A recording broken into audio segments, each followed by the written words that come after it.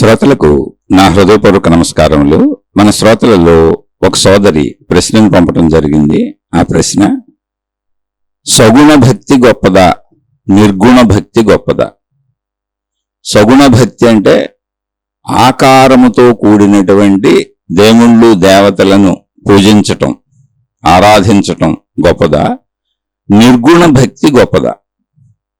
ఎందుకంటే ఆధ్యాత్మికతలో ద్వైతము, విశిష్టాద్వైతము, అద్వైతము అని 3 మార్గాలను చెబుతున్నారు. ఈ మార్గాలలో ఏ మార్గము గొప్పది? అద్వైతము అనేటప్పటికీ ఉన్నదంతా ఒక్కటే, అది శక్తితత్వము అని నిరాకారానికి వెళ్ళిపోతుంది. విశిష్టాద్వైతములో భగవంతుడు ఒక్కడే, ఆ భగవంతుడు రూపాకృతిలో ఆరాధించుకుంటూ ఉన్నారు. అలాగే ద్వైతములో కూడా భగవంతుణ్ణి రూపాకృతిలో ఆరాధించుకుంటున్నారు. దేవుడు వేరు, జీవుడు వేరు. అసలు ఇన్ని విధానములు, ఇన్ని రకాల మతములు, కొన్ని మతాలలో ఒకే దేవుడు, విగ్రహారాధన చెయ్యకూడదని బాహాటంగా ప్రచారం చేస్తున్నారు. విగ్రహారాధన తప్పు అని, అంటే సగుణ సాకార భక్తి తప్పు అని బాహాటంగా కొన్ని మతాల వాళ్ళు మైకుల్లో ప్రచారమే చేస్తున్నారు. ఒకడే దేవుడు అని, ఆ దేవుడికి, ఆ ఒక్క దేవుడికి మళ్ళీ విగ్రహారాధన చేయకూడదంటూనే ఆ దేవుడి విగ్రహం, ఆ దేవుడి రూపం, ఆ దేవుడికి సంబంధించిన తల్లి రూపం ఇవన్నీ పెట్టుకొని చేస్తున్నారు. ఇవి కొన్ని రకాల మతాలు. ఇంకొన్ని రకాల మతాలు అసలు దేవుడికి రూపమే లేదు, భగవంతుడు శక్తి స్వరూపుడు, ఆ రూపంతో పూజించకూడదు, విగ్రహారాధన అసలు తప్పు, పాపం అని వాళ్ళు కూడా చెబుతున్నారు. ఇలా చెబుతున్నటువంటి మతాలన్నీ మనుషులే అనుసరిస్తున్నారు, మనుషులే వాటిని పాటిస్తున్నారు. విగ్రహారాధన చేసేవాళ్ళు మనుషులే. ఇవి కొన్ని రకాల మతాలు. సగుణ సాకార భక్తి, విగ్రహారాధన తప్పు అనేటువంటిది కొన్ని మతాలు, అవి మనుషులే పాటిస్తున్నారు. అసలు ఇందులో ఏది నిజము అంటే అనేక మతములు అనేక విధానాలుగా చెబుతున్నారు కదా, అనేక పద్ధతులుగా చెబుతున్నారు కదా, అసలు ఇందులో ఏది నిజం? ఇది ఆ సోదరి సందేహం. అయితే ఆవిడ మతాల పేర్లు చెప్పారు, ఆ మత గ్రంథాల పేర్లు చెప్పారు, వాళ్ళు బాహాటంగా మైకుల్లో ఎలా చెబుతున్నారో చెప్పారు. ఆవిడ చెప్పేదే ఉంది, నేను కూడా విన్నాను, అందరూ వింటూనే ఉంటారు. అలాగే విగ్రహారాధన ఆరాధించే మతాలలో కూడా మళ్ళీ విగ్రహారాధన నుంచి నిరాకారాన్ని చెబుతున్నారు, ద్వైతం అంటున్నారు, అద్వైతం అంటున్నారు, విశిష్టాద్వైతం అంటున్నారు. ఇలా రకరకాలు ఉన్నాయి. ఇందులో ఏది సత్యము? ఇది ఆ సోదరి అడుగుతున్నటువంటి సందేహం. అంటే మనుషులు కన్ఫ్యూజ్ అయిపోతున్నాం, ఈ కన్ఫ్యూజన్ నుంచి ఎలా ప్రయాణించాలి? ఇది ఆ సోదరి అడుగుతున్నటువంటి వారి సందేహం. ఇంకా చాలా వివరంగా చాలా రాశారు. కాకపోతే మనకి ఇక్కడ ఎంత అవసరమో అంతవరకు నేను ఆ విషయాన్ని ప్రశ్న రూపంలో, సందేహ రూపంలో మీకు చదివి వినిపించాను.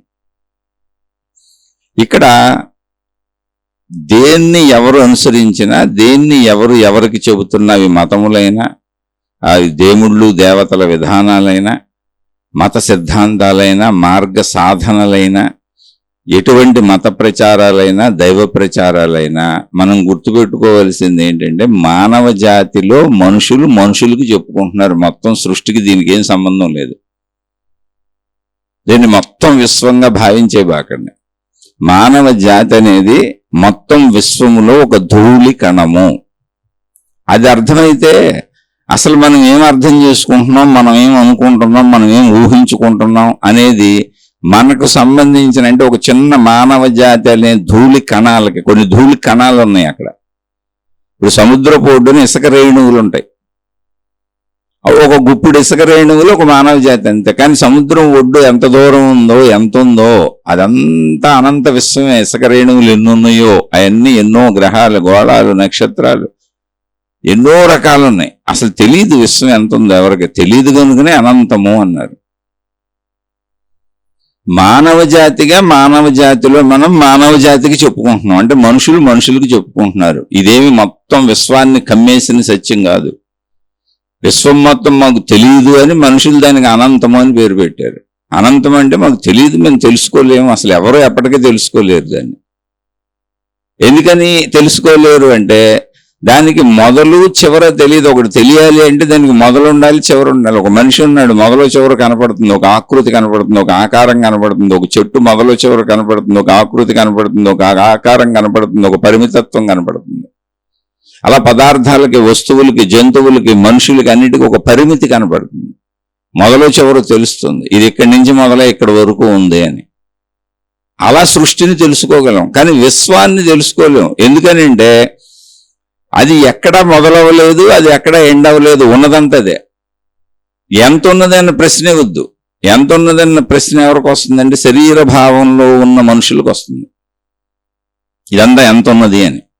ఎందుకని ఎంత ఉన్నది అని మనకు అలవాటు కనుక. ఈ మనిషి ఎంత ఉన్నాడు, ఈ చెట్టు ఎంత ఉంది, ఇదిగో ఈ కొండ ఎంత ఉంది, ఈ నది ఎంత ఉంది, ఇదిగో ఈ జంతువు ఎంత ఉంది, ఇదిగో ఈ పదార్థం ఎంత ఉంది, అన్నీ ఎంత ఉన్నాయని మనం పరిమితుల్లో చెబుతాం.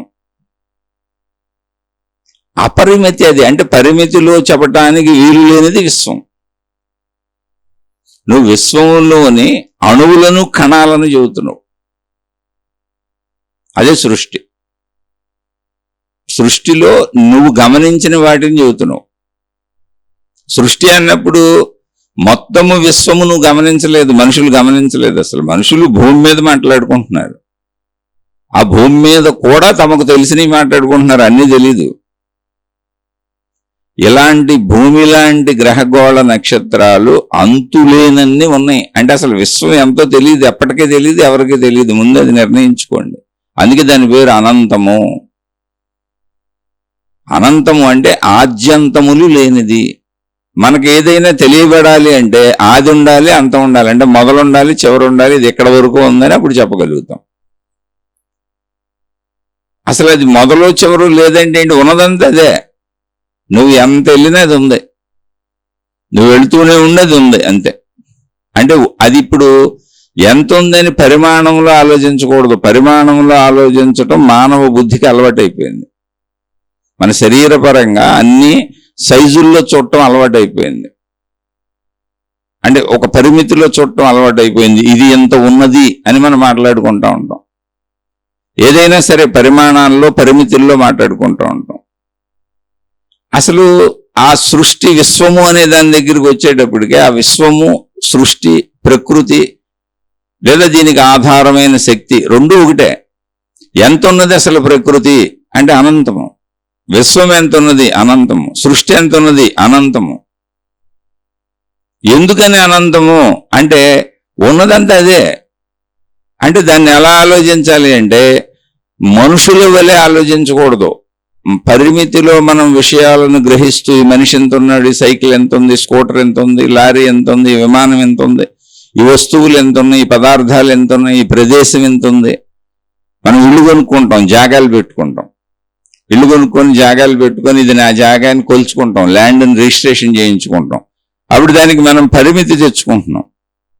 ఈ భూమి ఎంత ఉంది, నా భూమి ఎంత ఉంది అని ఒక పరిమితిని తెచ్చుకుంటున్నాం.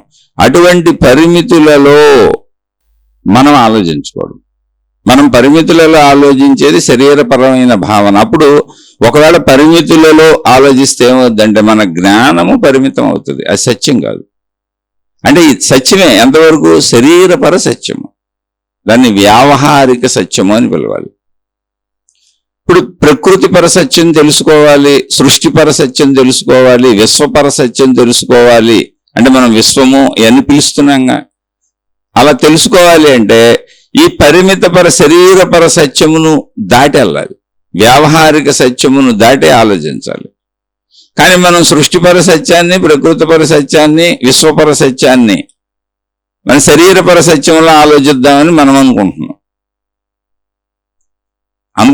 మనం అలా గ్రహించేద్దాం దీన్ని. అక్కడ ప్రాబ్లం వచ్చింది. మతాలన్నీ ఏర్పడింది శరీరపర సత్యము నుంచి, అంటే పరిమిత భావనలోంచి. ఇప్పుడు శరీరపర సత్యం ఏంటి, మనకి ఏదైనా పరిమితంగా ఉంటుంది. పరిమితంగా ఉంటేనే తెలుస్తుంది మనకి ఇది ఇలా ఉంది ఎంత ఉంది అని. అది పరిమితంలో లేకపోతే గ్రహించటం మనిషికి కుదరదు. మన శరీరపరమైన సత్యం అది.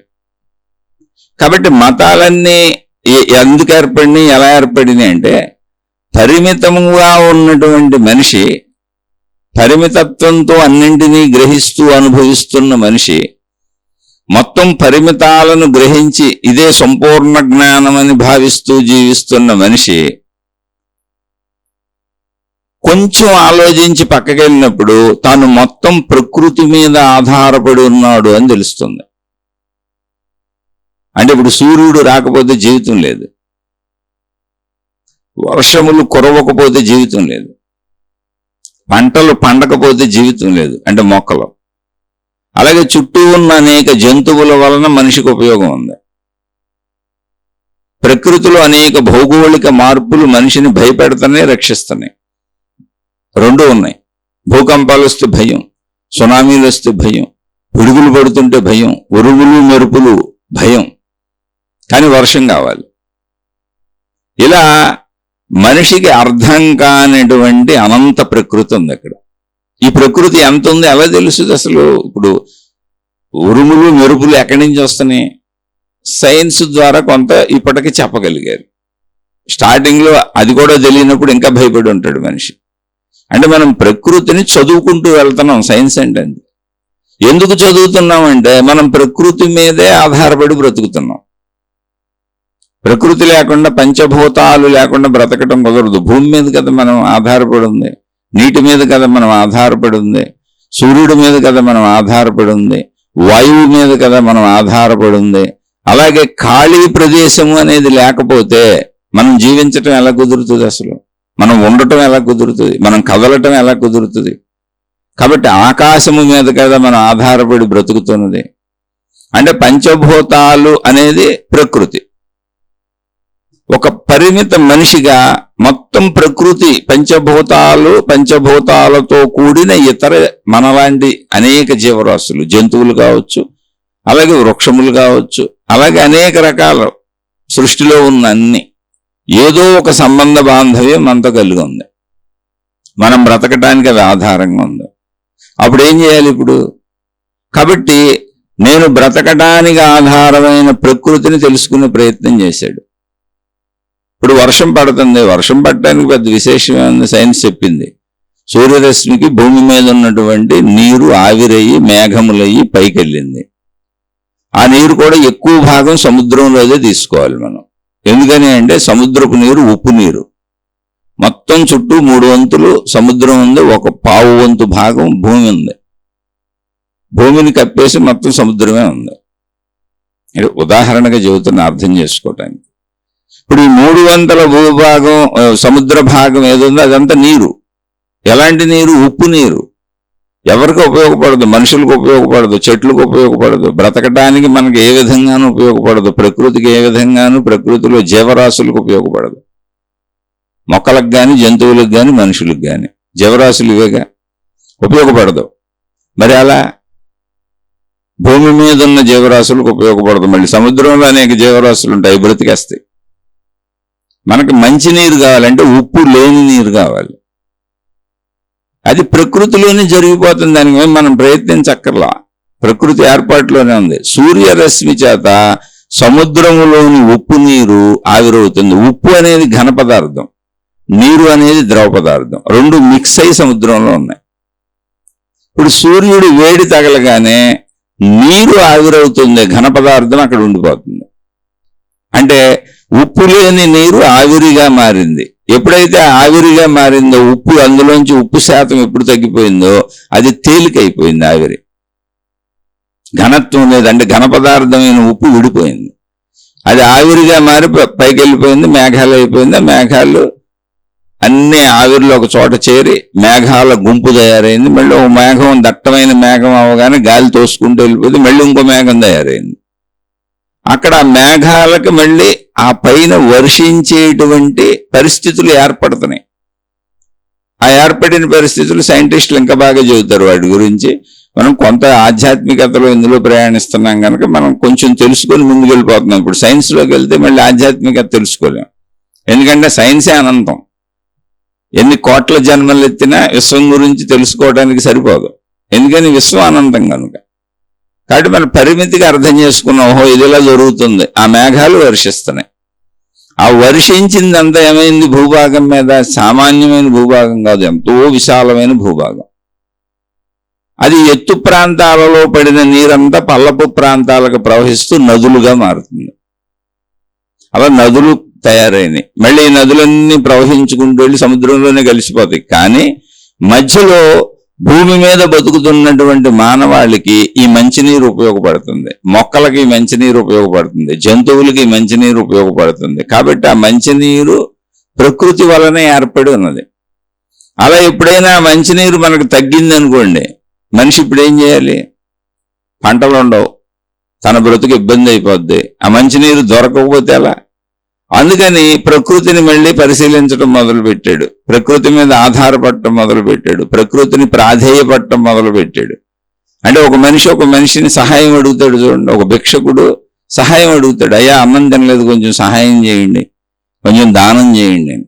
అలాగే ప్రకృతిని సహాయం అడగటం మొదలుపెట్టాం, ప్రకృతిని పరిశీలించడం మొదలుపెట్టాం. ఈ చర్యలన్నీ ఒకప్పుడు బాగా దొరికిన నీరు ఇప్పుడు ఎందుకు దొరకట్లేదు, ఇప్పుడు ఎందుకు వర్షాలు పడలేదు, అసలు ఏమైపోయింది, ఏం జరుగుతుంది? ఇది మనిషికి అంతగా అర్థం అవడానికే సైన్స్, అర్థం చేసుకునే ప్రయత్నంలో సైన్స్ వైపు వెళ్తున్నాడు. వెళుతూనే అది కొంత విజ్ఞానంగా సైన్స్ వైపు వెళుతూనే దీనికి కార్యకారణ సంబంధాలు మొత్తం సృష్టి అంతా కనపడుతున్నాయి, లింక్లో ఉంది. అలా ఎత్తుక్కుంటూ వెళ్తే అప్పుడు దీనికి మూలమైనటువంటి శక్తి మొత్తం, సృష్టి శక్తి మొత్తం ఒకటే అనే విషయం అర్థం చేసుకున్నాడు. అలా ప్రకృతి శక్తుల్ని ప్రాధేయపడటం మొదలుపెట్టినప్పుడు ఆ ప్రకృతి శక్తులకి తాను ఒక రూపభావన చేసుకున్నాడు. వర్షానికి వరుణ దేవుడు అన్నాడు, సూర్యుడు దేవుడు అన్నాడు, వాయువు దేవుడు అన్నాడు, భూమిని భూమాత అన్నాడు, నీటిని గంగమ్మ తల్లి అన్నాడు. ఎందుకన్నాడు అంటే భూమి మీద స్త్రీ పురుషులు ఇద్దరే ఉన్నారు.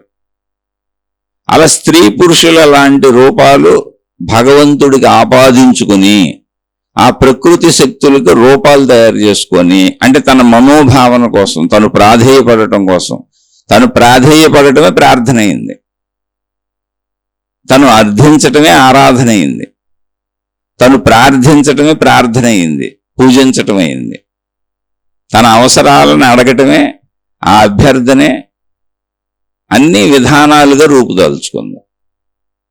ఇలా ఎవరికి వాళ్ళు, అంటే ఇప్పుడు బహుదేవతారాధన ఎందుకు వచ్చింది, అసలు విగ్రహారాధన ఎందుకు వచ్చింది, రూపం ఎందుకు వచ్చింది అంటే ఇప్పుడు ఆ శక్తిని ఎలా భావించుకోవాలో తెలియలే, అది అసలు ఎలా ఉంటుందో తెలియలే. కానీ ముందు భావించుకోవాలి, అభ్యర్థించాలి, ప్రార్థించాలి, నాకు అది కావాలి, ఎందుకని లేకపోతే నేను బతకలేను. ఇప్పుడు సూర్యుడు రాలేదనుకోండి అవుట్, బతకడం కుదరదు.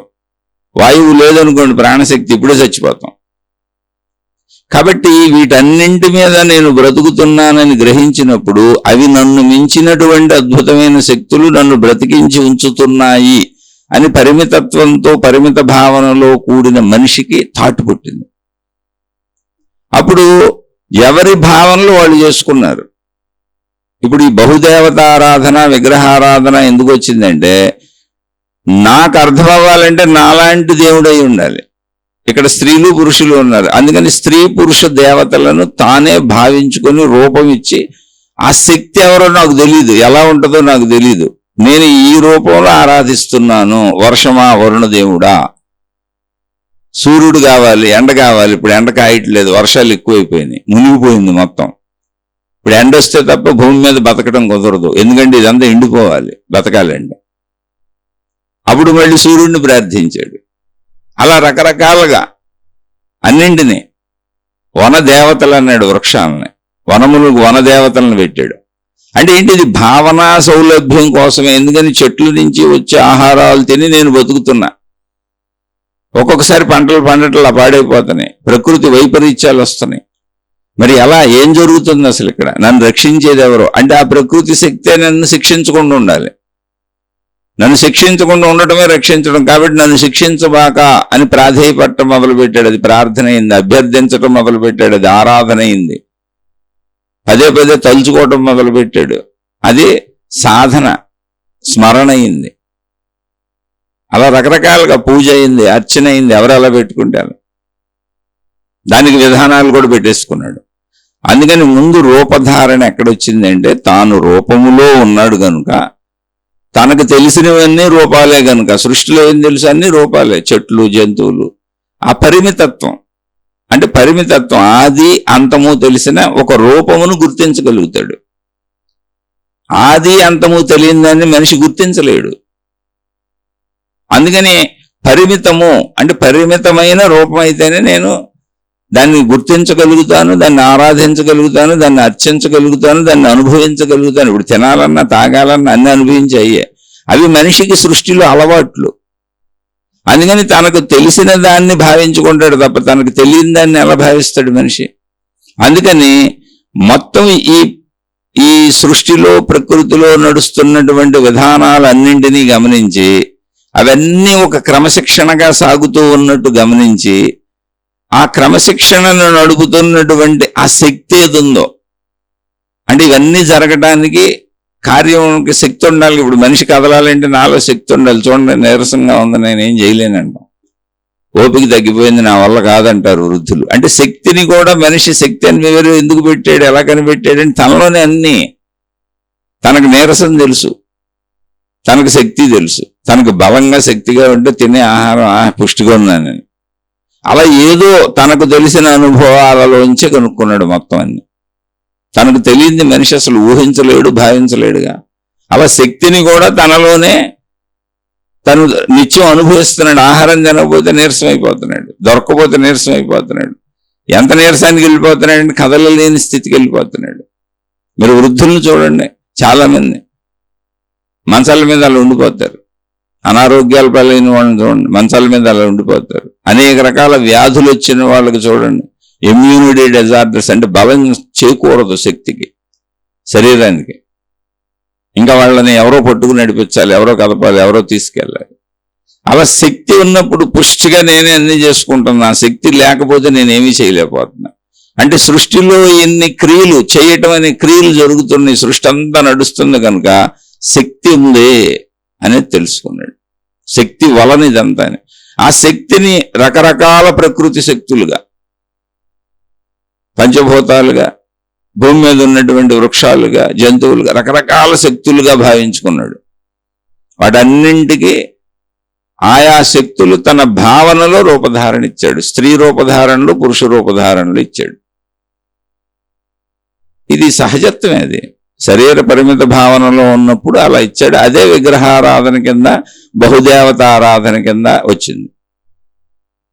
ఇప్పుడు బహువస్తువులు అనుభవిస్తున్నప్పుడు, బహురూపాలతో మనుషులు ఉన్నప్పుడు, బహురూపాలతో సృష్టి ఉన్నప్పుడు, బహురూపాలతో ఆ సృష్టి శక్తులను ఆరాధించడంలో తప్పే ఉంది, భావించుకోవటంలో తప్పే ఉంది. దాని మీదగా బతుకుతున్నాం. ఇప్పుడు అన్నం తింటున్నాం, అన్నం పరబ్రహ్మస్వరూపం అన్నాడు.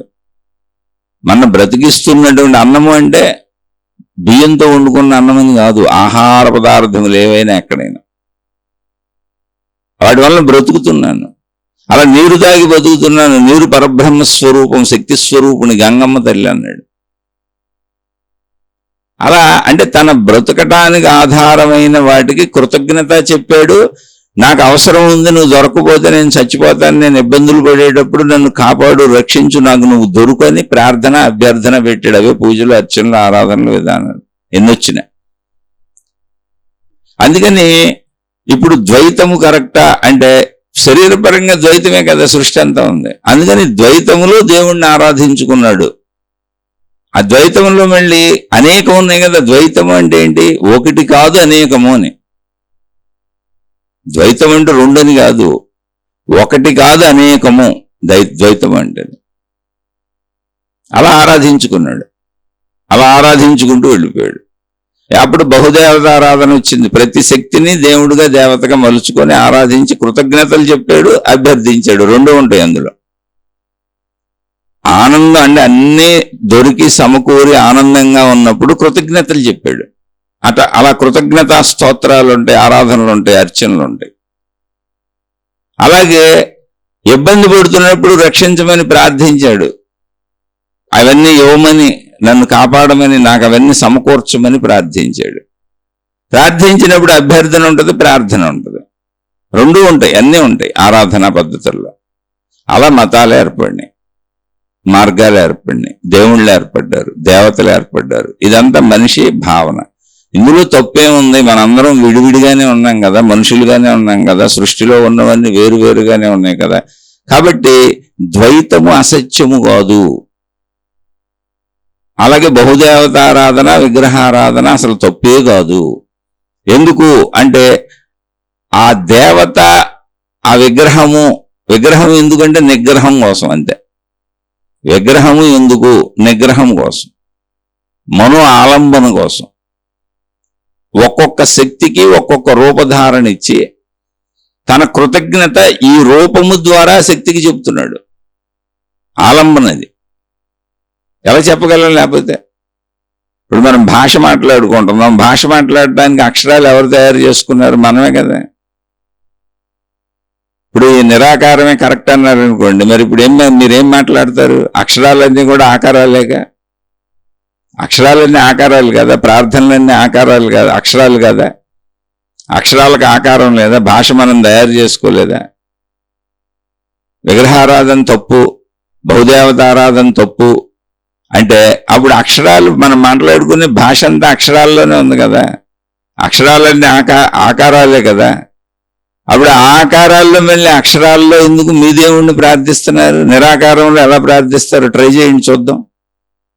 మీరు నిరాకారంలోనే ప్రార్థించండి. జీవితానికి అక్షరాలు అప్లై చేసుకుందాం, జీవించేటప్పుడు భాష మాట్లాడుకుందాం. మీ దేవుణ్ణి ప్రార్థించేటప్పుడు నేను నిరాకారము, శక్తి స్వరూపుడు కదా దేవుడు. అందుకని భాష లేకుండా, భావం లేకుండా, పదం లేకుండా, అక్షరం లేకుండా ప్రార్థించండి. అప్పుడు కూడా అక్షరాలతోనే కదా ప్రార్థిస్తున్నారు. దేవుడు నిరాకారుడనే విషయాన్ని మీరు అక్షరాలతో చెబుతున్నారు, ఆకారంతో చెబుతున్నారు, ఆకృతుల్లో చెబుతున్నారు. పోనీ దేవుడి గురించి, నిరాకార దేవుడి గురించి నిరాకారంగా చెప్పండి. శక్తి స్వరూప దేవుడి గురించి శక్తిగానే చెప్పండి, భాషలో చెప్పబాకండి, భావంలో చెప్పబాకండి. మీరు ఆ దేవుడికి వాడుతున్న పదాలు, అక్షరాలు ఏమున్నాయో అవన్నీ మామూలు అక్షరాలేగా. అవి దేవుడికి వాడినా మామూలు అదే భాష, అవే అక్షరాలు. మామూలు మన వ్యవహారిక జీవితంలో వాడుకున్న అవే అక్షరాలు, అవే పదాలు. దొంగతనాలకు వాడుకున్న, దొంగల భాషలకు వాడుకున్న, కూనికోరు భాషలకు వాడుకున్న, దేనికి వాడుకున్నా, మంచికి వాడినా, చెడుకు వాడినా, దేవుడికి వాడినా అక్షరాలు అవే, భాష అదే. అక్షరాలు ఎవరికాళ్ళు తయారు చేసుకున్నారు, మళ్ళీ భాష ఎవరికాళ్ళు పెట్టుకున్నారు. మళ్ళీ భాష ఎందుకు, అక్షరం ఎందుకు? భావ వ్యక్తీకరణకు. మరి అక్షరానికి రూపం ఎందుకు ఇచ్చారు అంటే మన అందరం కలిపి ఈ అక్షరాలని అనుకున్నాం, ఈ అక్షరాలతో ఈ పదాలు తయారు చేసుకుందాం, ఈ పదాలకి అర్థం పెట్టుకుందాం. అంతే తప్ప పదానికి అర్థమే ఉంది? అసలు అర్థం మనం పెట్టుకున్నాం, ఇలాగే అనుకున్నాం ప్రపంచం మొత్తం అని. దానికి భాషలు పెట్టుకున్నాం, మళ్ళీ భాషలకు ట్రాన్స్లేషన్లు పెట్టుకున్నాం. ఈ వస్తువులను అనుభవించేటప్పుడు, విషయాలను అనుభవించేటప్పుడు భావ వ్యక్తీకరణకి మనిషికి మధ్య సంబంధ బాంధవ్యం కింద భాషను మనిషి తయారు చేసుకున్నాడు. ఆ భాషలోని అక్షరాలకి, అక్షరాల కలయికలోని పదాలకి అర్థాలు మనిషి పెట్టుకున్నాడు. వ్యాకరణం మనిషి తయారు చేసుకున్నాడు, సెంటెన్స్ ఎలా తయారు చేయాలని. ఇది ఏంటి? అది మనుషులు పెట్టుకున్న ఒక ఫార్మాట్ రూల్. భావ వ్యక్తీకరణ చెడిపోతే ఒకళ్ళకొకళ్ళు ఏం చెబుతున్నారో అర్థం కాదు కాబట్టి. అలా అనేక భాషలు వచ్చి అర్థం కాకుండా పోయింది కాబట్టి మళ్ళీ భాషలు డిక్షనరీలు తయారు చేసుకున్నాడు. అంటే ఆ భాషలోని ఆ పదానికి ఈ భాషలో ఏ పదం సరి అయినది, ఈ భాషలో దాని అర్థం ఏంటి అని డిక్షనరీలు తయారు చేసుకున్నాడు. ఇవన్నీ మనుషులు కల్పించుకున్నాయి. మీరు ఒకవేళ నిరాకార దేవుడు కరెక్టు, విగ్రహారాధన తప్పు, ఓకే ఒప్పుకుందాం, ఊరికనే అనుకోండి, మనోభావాలే కానీ. అంటే అలానే ఏ మతాన్ని నేను అంటలా, మనుషుల్ని అర్థం చేసుకోమంటున్నా. మతాల పట్ల నాకెందుకు విభేదం ఉంటుంది? నాది ఆత్మజ్ఞాన సిద్ధాంతం, నా పద్ధతే ఆత్మజ్ఞానం, అనంత ఆత్మశక్తి. అందులో అందరూ మానవ జాతి అంతా ఒకటే. కానీ ఇక్కడ ప్రశ్నలు అడిగినప్పుడు విషయావగాహనకి, విషయాన్ని అర్థం చేసుకున్న వాళ్ళు ఆ స్థితిని దాటేస్తారు. విషయాలు అర్థం అవ్వాలి, లేకపోతే ఘర్షణ వస్తుంది, మాదే రైటు అని.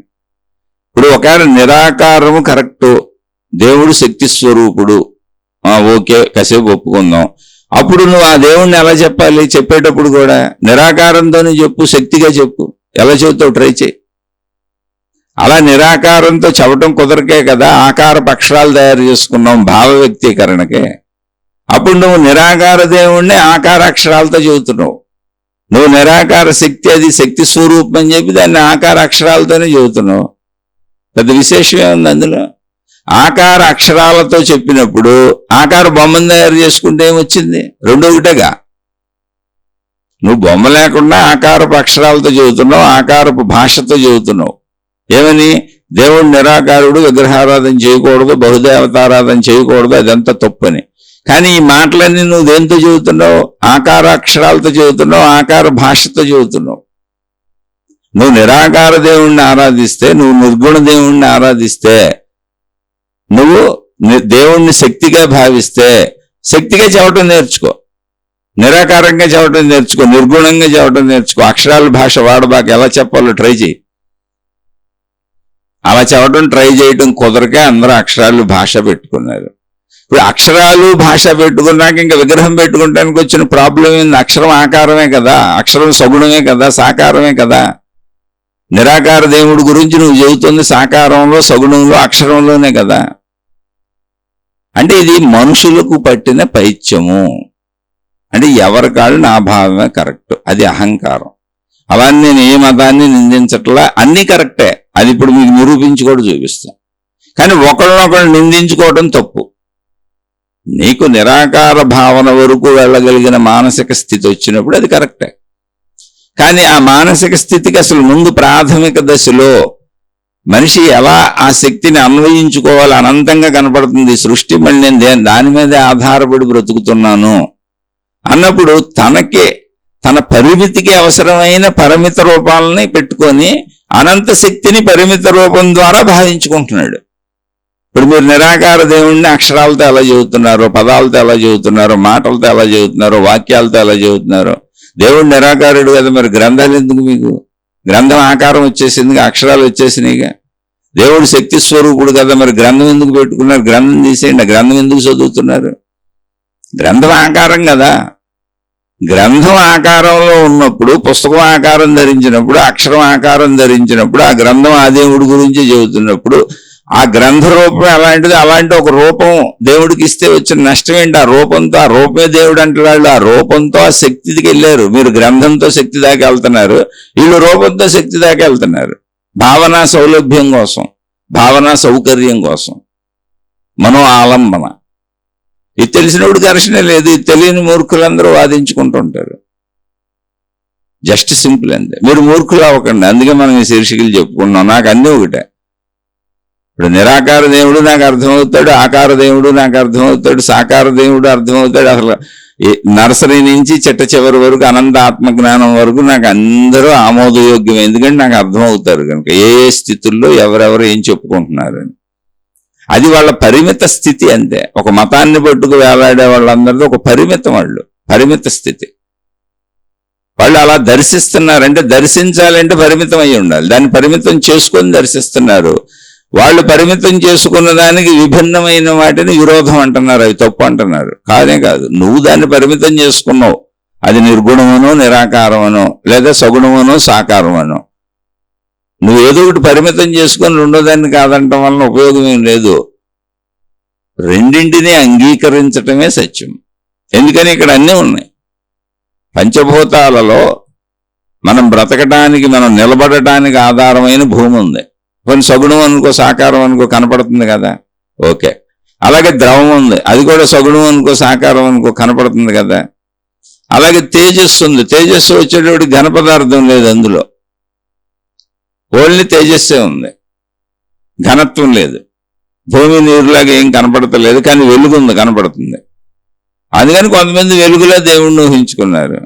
అక్కడి నుంచి ఇంకొంచెం పైకి వెళ్తే వాయువు ఉంది, అది అసలు కనపడను కూడా కనపడతలేదు, స్పర్శకి తగులుద్ది అంతే. కొంతమంది దేవుడు ఎలా ఉంటాడు అనుకున్నారు. అందుకని దైవ దర్శనాలు మాకు అయినాయి అని చెబుతూ ఉంటారు. దేవుడు మాకు కళల్లోకి వచ్చాడు, ఊహల్లోకి వచ్చాడు, ఏదో నాకు అనుభవం కలుగుతుంది, నా చుట్టూ దేవుడు తిరుగుతున్నట్టు. వైబ్రేషన్స్ బాగున్నాయి, ఈ ఇంట్లో వైబ్రేషన్స్ బాగున్నాయి, ఈ ప్రదేశంలో వైబ్రేషన్స్ బాగున్నాయి.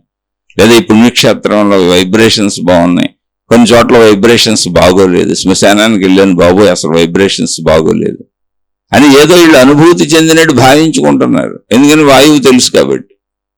ఆకాశానికి వెళ్ళిపో, ఆకాశంలో అయితే తిరగటం కుదరదు, ఉండటం కుదరదు, జీవించటం కుదరదు. ముందుగా అక్కడ ఆకాశం, దాన్ని తీసి అవతల పారేస్తారు. అది నిర్గుణము నిరాకారమే, అది నిర్గుణం నిరాకారమే. దాని నుంచి వాయువు దాకా వస్తే కొంచెం స్పర్శ వచ్చింది, దాని నుంచి తేజస్సు దాకా వస్తే కొంచెం వెలుగు వచ్చింది, కానీ అక్కడ ఘన పదార్థం లేదు. అక్కడి నుంచి ద్రవత్వానికి వస్తే ఘనత్వం వచ్చింది, భూమి వరకు వస్తే సంపూర్ణ ఘనత్వం వచ్చింది. సంపూర్ణ ఘనత్వమే విగ్రహారాధన, బహుదేవతారాధన. సంపూర్ణ ఘనత్వం అది అలా తయారు చేసుకున్నారు. ఇక్కడ ఉన్న పంచభూతాల బేసిస్ మీద నడిచినాయి. కొందరు వెలుగును పెట్టుకున్నారు, నిర్గుణం నిరాకారం ఏం కాదు, దేవుడు వెలుగు స్వరూపుడు అన్నారు. అసలు అది కూడా కాదురా నాయన, అద్వైతం భగవత్ తత్వం అంతా ఆకాశ శక్తి అని చెబుతుంది ఆత్మజ్ఞానం. ఈ వెలుగును పెట్టుకొని దేవుడు శక్తి స్వరూపుడు అని, దేవుడు వెలుగు రూపుడు అని చెప్పేవాళ్ళు నిరాకారవాదులు కూడా ఆత్మజ్ఞానానికి రావాలి. దేవుడు దేవత ఆకాశ స్వరూపులు, అదే ఆత్మజ్ఞానం. ఇది సత్యం. ఎందుకని ఆకాశంలోనే మొత్తం సృష్టి ఉంది. అయితే అంతవరకు అసలు నేను వెళ్ళగలగాలంటే ముందు నాకు అర్థం అవ్వాలిగా. ఆకాశ శక్తి అది, కాన్షియస్నెస్, అది సైన్స్ కూడా చెబుతుంది. మొత్తం సృష్టి అంతా ఖాళీగా ఉందని అనుకోకుండా ఖాళీ అంతా కాన్షియస్నెస్, ఒక చైతన్యము, ఒక చేతన, అది విశ్వశక్తి, అదే సృష్టి శక్తి. అక్కడ దాకా వెళ్ళేటప్పుడు అర్థమవద్దు. అందుకని ముందు ప్రాథమిక దశలో నేను ఎలా ఉంటానో, మనిషి ఎలా ఉంటాడో, మానవ జాతి ఎలా ఉంటుంది అంటే, మనుషులు స్త్రీలు పురుషులుగా ఉంటారు, వాళ్ళకి పిల్లలు ఉంటారు. అందుకని స్త్రీ పురుష దేవుళ్ళు, దేవుళ్ళు దేవతలకి పెళ్ళిళ్ళు, వాళ్ళకి పిల్లలు. అలా సృష్టి శక్తులను బహుదేవతలుగా బహుదేవుళ్ళుగా ఆరాధించుకుంటూ వచ్చాడు. తప్పే ఉంది అందులో. ఆలంబన సౌలభ్యం అని ముందే చెబుతున్నాగా, విగ్రహం నిగ్రహం కోసమే అని చెబుతున్నాగా. అలా అనిపోయింది మీ నిరాకారమే అంటే ఆ నిరాకారం గురించి కూడా చెబుతున్నా. మీరు నిరాకారమైనప్పుడు గ్రంథంలో అక్షరాలు ఆకారం కదా, గ్రంథం ఆకారం కదా, గ్రంథంలో మాటలు, పదాలు, అక్షరాలు, భావాలు అవన్నీ ప్రజల్లోకి ప్రచారాలు ఎందుకు చేస్తున్నారు? అవి ఆకారంలో ఉన్నాయి. మీరు నిరాకారంగా ప్రచారం చేయండి, నిరాకార అక్షరాలు సృష్టించుకోండి. శక్తి స్వరూపం కదా, ఆకారం ఇవ్వబాకండి, ఆకార అక్షరాలు పెట్టబాకండి, ఆకార గ్రంథాలు పెట్టబాకండి. కుదరదుగా. అందుకని అంత పెట్టి వాదించుకుంటూ పోతాం. ఎవరిని ఉద్దేశించి కాదు ఇది నేను అనేది. అక్షర ఆకారాన్ని స్వీకరించినప్పుడు, అక్షర రూపంలో ఆకారాన్ని స్వీకరించి నీ పద్ధతిలో నువ్వు నిరాకార దేవుణ్ణి ఆకార అక్షరాలతో ప్రార్థిస్తున్నప్పుడు, ప్రేయర్స్ పెట్టుకున్నప్పుడు, గ్రంథాలు చేసుకుంటున్నప్పుడు, ప్రార్థనాలయాలు కట్టుకుంటున్నావు, మళ్ళీ అక్కడ దేవుడు ప్రతిమ పెట్టలేదు అంతే. నువ్వు శక్తిగా భావించుకుంటున్నాను, వెలుగుగా భావించుకుంటున్నాను అంటున్నావు. అప్పుడు ప్రార్థనాలయం ఎందుకు? అప్పుడు గ్రంథం ఎందుకు నీకు? అక్షరాలు ఎందుకు నీకు? భాష ఎందుకు నీకు? కుదురుద్దా? అది ఎవరిని విమర్శించట్లా. కుదరదు గనక కుదిరినంత పెట్టుకున్నావు, కుదరని దాన్ని మళ్ళీ అదే సత్యం అని చెప్పి అందరి మీద పడిపోతున్నావు. ఇది ఎవరు చేస్తారు? జస్ట్ విఘ్నత లేని మూర్ఖులు చేస్తారు. విఘ్నత ఉన్న వాళ్ళు అన్నింటినీ ఒప్పుకొని వెళ్ళిపోతారు. ఎందుకని? అర్థం అవటం కోసమే అసలు ఇవన్నీ. మతాలన్నీ ఎందుకు, మార్గాలన్నీ ఎందుకు, దేవుళ్ళందరూ ఎందుకు, దేవతలందరూ ఎందుకు, ఈ విధానాలన్నీ ఎందుకు, విగ్రహారాధన ఎందుకు, బహుదేవతారాధన ఎందుకు? కాదు, ఒక్కడే దేవుడు, అసలు విగ్రహాలు పెట్టకూడదు, విగ్రహారాధన చేయకూడదు అన్నోళ్ళు మళ్ళీ ఒకే దేవుడు విగ్రహం పెడతారు, వాళ్ళ అమ్మగారు విగ్రహం పెడతారు. మళ్ళీ ఏంటి ఉంది అక్కడ విగ్రహాలే అవి పెట్టి మళ్ళీ విగ్రహారాధన చేయకూడదని ఆ విగ్రహం ముందు నుంచొని చెబుతూ ఉంటారు. అంటే ఏంటి? సాగితే సాగించుకోవటమే తప్ప ఇక్కడ అర్థం చేసుకోవటం లేదు. విగ్రహారాలు పెట్టకూడదంటే ఆ ఒక్క దేవుడిది కూడా పెట్టబాక. ఆ ఒక్క దేవుడు ఎవరు అసలు లేడుగా అప్పుడు చెప్పాక ఆ దేవుడు. దీని తర్వాత ఇంకో మతం అసలు అది కూడా లేదు, అసలు ఆ విధంగా కూడా లేదు. దేవుడు శక్తి స్వరూపుడు. మరి శక్తి స్వరూపుడు అయితే ప్రార్థనలు ఎందుకు కట్టావు? ప్రార్థనలు ఎందుకు చేస్తున్నావు? మైకులు పెట్టి ఎందుకు చెబుతున్నావు? మైకులు పెట్టి రోజు హోరెందుకు ఎత్తిస్తున్నావు ప్రార్థనలతో? అవన్నీ ప్రార్థన చేసే అక్షరాలు, పదాలు అన్ని సగుణ సాకారాలేగా. అంటే ఇది మాట్లాడితే ఘర్షణకి వెళ్తామే తప్ప అది ఒక మూర్ఖత్వం అవుద్దు. నేను మాట్లాడినా కూడా ఇప్పుడు నేను మీకు అర్థం అవడానికి ప్రశ్న అడిగారని చెబుతున్నాను తప్ప నేను వాళ్ళని ఎవరిని అంటారో అనను కూడా. ఎందుకు? నాకు అన్నీ అర్థమైంది. మీరు నన్ను ఎక్కడ కూర్చోమన్నా కూర్చుంటా, బహుదేవతారాధనలో కూర్చోమన్నా కూర్చుంటా. ఎందుకని ఆకృతిని పట్టుకొని అనంతం వరకు వెళ్ళడం నాకు అర్థమైంది. లేదు ఒకే దేవుడు, ఇంకా లేరు ఎవరో. ఆ బహుదేవతారాధన కాదు, ఏకదేవతారాధన, ఏకస్వరూపాసన, ఇక్కడే కూర్చోవాలి అంటే అక్కడి నుంచి కూడా నేను వెళ్ళిపోతా అనంతాత్మశక్తి వరకు. ఎందుకంటే నాకు అర్థమైంది అది. అసలు దేవుడికి ఆకృతే లేదు, ఆకారమే లేదు. దేవుడు శక్తి స్వరూపుడు, వెలుగు స్వరూపుడు. మేము వెలుగును దేవుడిగా భావించుకుంటాం అని నన్ను అక్కడ కూర్చోబెడితే అక్కడి నుంచి కూడా వెళ్ళిపోతా. ఎందుకంటే అనంత ఆత్మజ్ఞానములు ఇవన్నీ ఉన్నాయి. ఆత్మజ్ఞాన చదువు, ఆధ్యాత్మిక చదువు అనేది ఆకార దేవుడితో, సాకార దేవుడితో, సగుణ దేవుడితో, సద్గుణాల దేవుడితో, రూపధారణతో, విగ్రహంతో నిగ్రహం తెచ్చుకుంటూ ఒక మూర్తిని ఏర్పాటు చేసుకొని నా ప్రవృత్తిని మార్చుకోవడానికి అనువుగా పెట్టుకొని సృష్టి శక్తి వైపే నేను ప్రయాణం చేస్తుంది. కాకపోతే నేను నర్సరీలో ఉన్న పిల్లోడిని, బొమ్మలతో ఆడిస్తారు, అందుకని బొమ్మల దేవుడిని పెట్టుకున్నా. నర్సరీలో ఉన్నా నేను. అక్కడి నుంచి నేను దాటి వెళ్ళినాక నాకు అక్షరాలు నేర్పారు, బొమ్మలు తీసేసి అక్షరాలు నేర్పారు. ఈ బొమ్మలన్నీ తీసి అక్షరాలు నేర్పారు. సరే ఏకోస్వరూపాసన అనుకుందాం. బహుదేవతారాధన నుంచి ఏకోస్వరూపాసనకు వచ్చా. ఇప్పుడు అక్షరాలు నేర్పి ఇంకా ముందుకెళ్ళిపోయినాక అసలు అక్షరాల నుంచి పదాలు, పదాల నుంచి వాక్యాలు, వాక్యాలు ఇవన్నీ కేవలం అర్థం కోసం, భావం కోసం. అలా భాష భావ వ్యక్తీకరణ కానీ భావానికి తీసుకెళ్ళిపోయారు. చదువులో భావానికి వెళ్ళిపోయాను. నేనే కొత్త కొత్తవి కనుక్కుంటున్నా, పిహెచ్డీలు చేసేసా. కొత్త కారులు, కొత్త విమానాలు, కొత్తవి కనుక్కునే వాళ్ళందరూ వీళ్ళే. వాళ్ళు కొత్తవి కనుక్కుంటారు. అంటే ఏంటి, తన భావంలోంచి, తన జ్ఞానంలోంచి కొత్త వాటిని సృష్టిస్తారు. అలా నేను అక్షరాల నుంచి దాటి భావానికి వచ్చేసా. భావానికి వచ్చేసినప్పుడు నిరాకార నిర్గుణ భక్తి, భావరూప భక్తి. అక్కడ ఆకారం లేదు, ఏకస్వరూపాసన లేదు, బహుదేవతారాధన లేదు, ఓన్లీ భావభక్తి. భావం అంటే ఏంటి, ఉన్నదంతా ఒకటే. దాన్ని శక్తి అంటావా, ఆకాశం అంటావా, ఏవైనా. ఇది స్టెప్ బై స్టెప్ వెళ్తారు. చదువుల్లో కూడా అలాగే వెళ్తున్నారు. ఇందులో ఘర్షణ ఏముంది, నాదే రైటు నీ తప్పు అని. ఏది సత్యం అనేది ఏముంది. నువ్వు చిన్నపిల్లడు అయితే నర్సరీ సత్యము, బహుదేవతారాధన చేసుకో. నువ్వు కొంచెం ఎదిగావు, ఏకస్వరూపాసన చేసుకో. అందుకే బహుదేవతారాధనలో ఉన్నవాళ్ళు కూడా ఏదో ఒక దేవుణ్ణి పట్టుకు ముందుకెళ్ళిపోండి అని చెబుతూ ఉంటారు. ఎందుకని నువ్వు ముందుకెళ్ళాలంటే ఏదో ఒకటి పట్టుకు అనేకంలో తిరుగుతూ ఉంటే ఎప్పుడు నర్సరీలోనే ఉంటావని. అలానే అనేకాన్ని ఆరాధించడం తప్పు కాదు. ఇది చెబుతారు, అది చెబుతారు, జ్ఞానంలో ముందుకెళ్ళటం కోసం. అది ఎవరున్న స్థితిని బట్టి వాళ్ళు మాట్లాడతారు. అందుకే చాలా మంది ఈ దేవుణ్ణి తప్ప ఇతర దేవుణ్ణి పూజించకూడదంటారు. చాలా మంది గురువులు ఈ దేవుడే రైట్, మిగిలిన దేవుడు రైట్ కాదు. ఇప్పుడు నా దగ్గరకు వచ్చి నేను ప్రచారం చేస్తున్న దేవుణ్ణి పట్టుకొని, నేను పూజిస్తున్న దేవుణ్ణి పట్టుకొని, నాకు భక్తులే, నాకు శిష్యులే, నన్ను అనుసరించే మీరు ఇతర దేవుళ్ళ దగ్గరికి అసలు వెళ్ళకూడదని చెబుతారు. మాది మతాలన్నీ ఒకటే, ఒకే మతంలో వాళ్ళు, బహుదేవత ఆరాధన మతంలో వాళ్ళు. ఇతర దేవుడి దగ్గరికి వెళ్ళొద్దని చెబుతారు, రూల్స్ పెడతారు. ఎందుకంటే ఏమీ లేదు, వాళ్ళకి అలా అర్థమైంది. ఆ ఒక్క దేవుడిని పట్టుకుందాం, ఇన్ని ఎందుకు లేని. వాళ్ళు కూడా అనేకం తిరిగి వచ్చారు. ఎన్ని తిరిగినది భావన కోసమే కదా అని. అయితే ఇదేమైంది, భావన రూల్ అవ్వకూడదు. ఇలా ఉండొచ్చు అని ఇష్టమైన వాళ్ళకి చెప్పు, ఇష్టం లేని వాళ్ళు రూల్ అయినప్పుడు ఏమైంది, విరోధం వస్తుంది ఇతరులతో. ఈ దేవుడిని తప్ప ఇతర దేవుడి దగ్గరికి వెళ్ళకూడదు అన్నాం అనుకో, విశ్వం మొత్తం ఎవరిష్టం వచ్చినట్టు వాళ్ళు ఉంటారు. అందుకని స్థితులు అంటే ఏంటి, మానసిక స్థితులు, జ్ఞాన స్థితులు.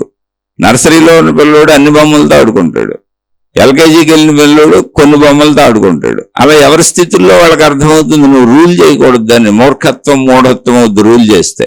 అది ప్రపంచంలో వినాశనాన్ని చేస్తుంది, ఘర్షణలను పుట్టిస్తుంది. ఇప్పుడు నీకు వ్యతిరేక వర్గం తయారవుద్ది, నువ్వు వ్యతిరేక వర్గాన్ని తయారు చేసావు. విషయాన్ని చెప్పి వాళ్ళకి స్వేచ్ఛ ఇవ్వు.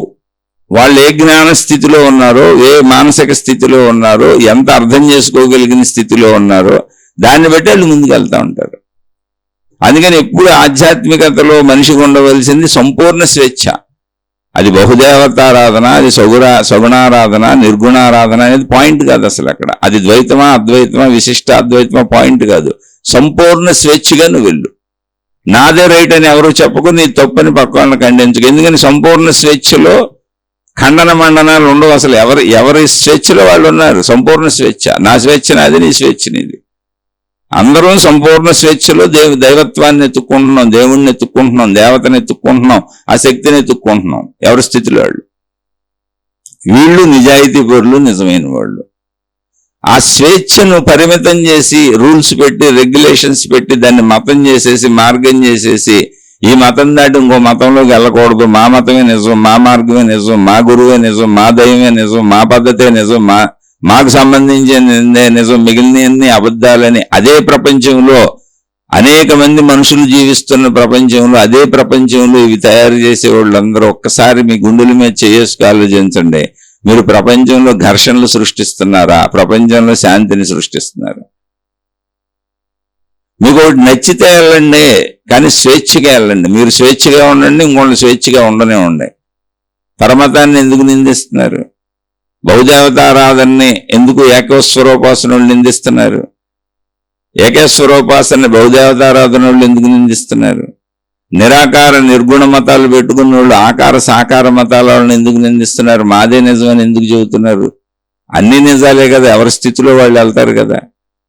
అంటే నీకు సత్యం తెలుసుకోవటం ప్రధానం కాదు, నీ మతాన్ని అభివృద్ధి చేసుకోవటం, నీ భావాన్ని అభివృద్ధి చేసుకోవటం, నీ యొక్క నువ్వు అనుకున్నటువంటి, నువ్వు భావించుకున్న దాన్ని సత్యమని ప్రజలందరినీ నమ్మించి ఆ సత్యం మాత్రమే ప్రజలందరిని ఎత్తి మీద రుద్దేయటం నీ ధ్యేయం.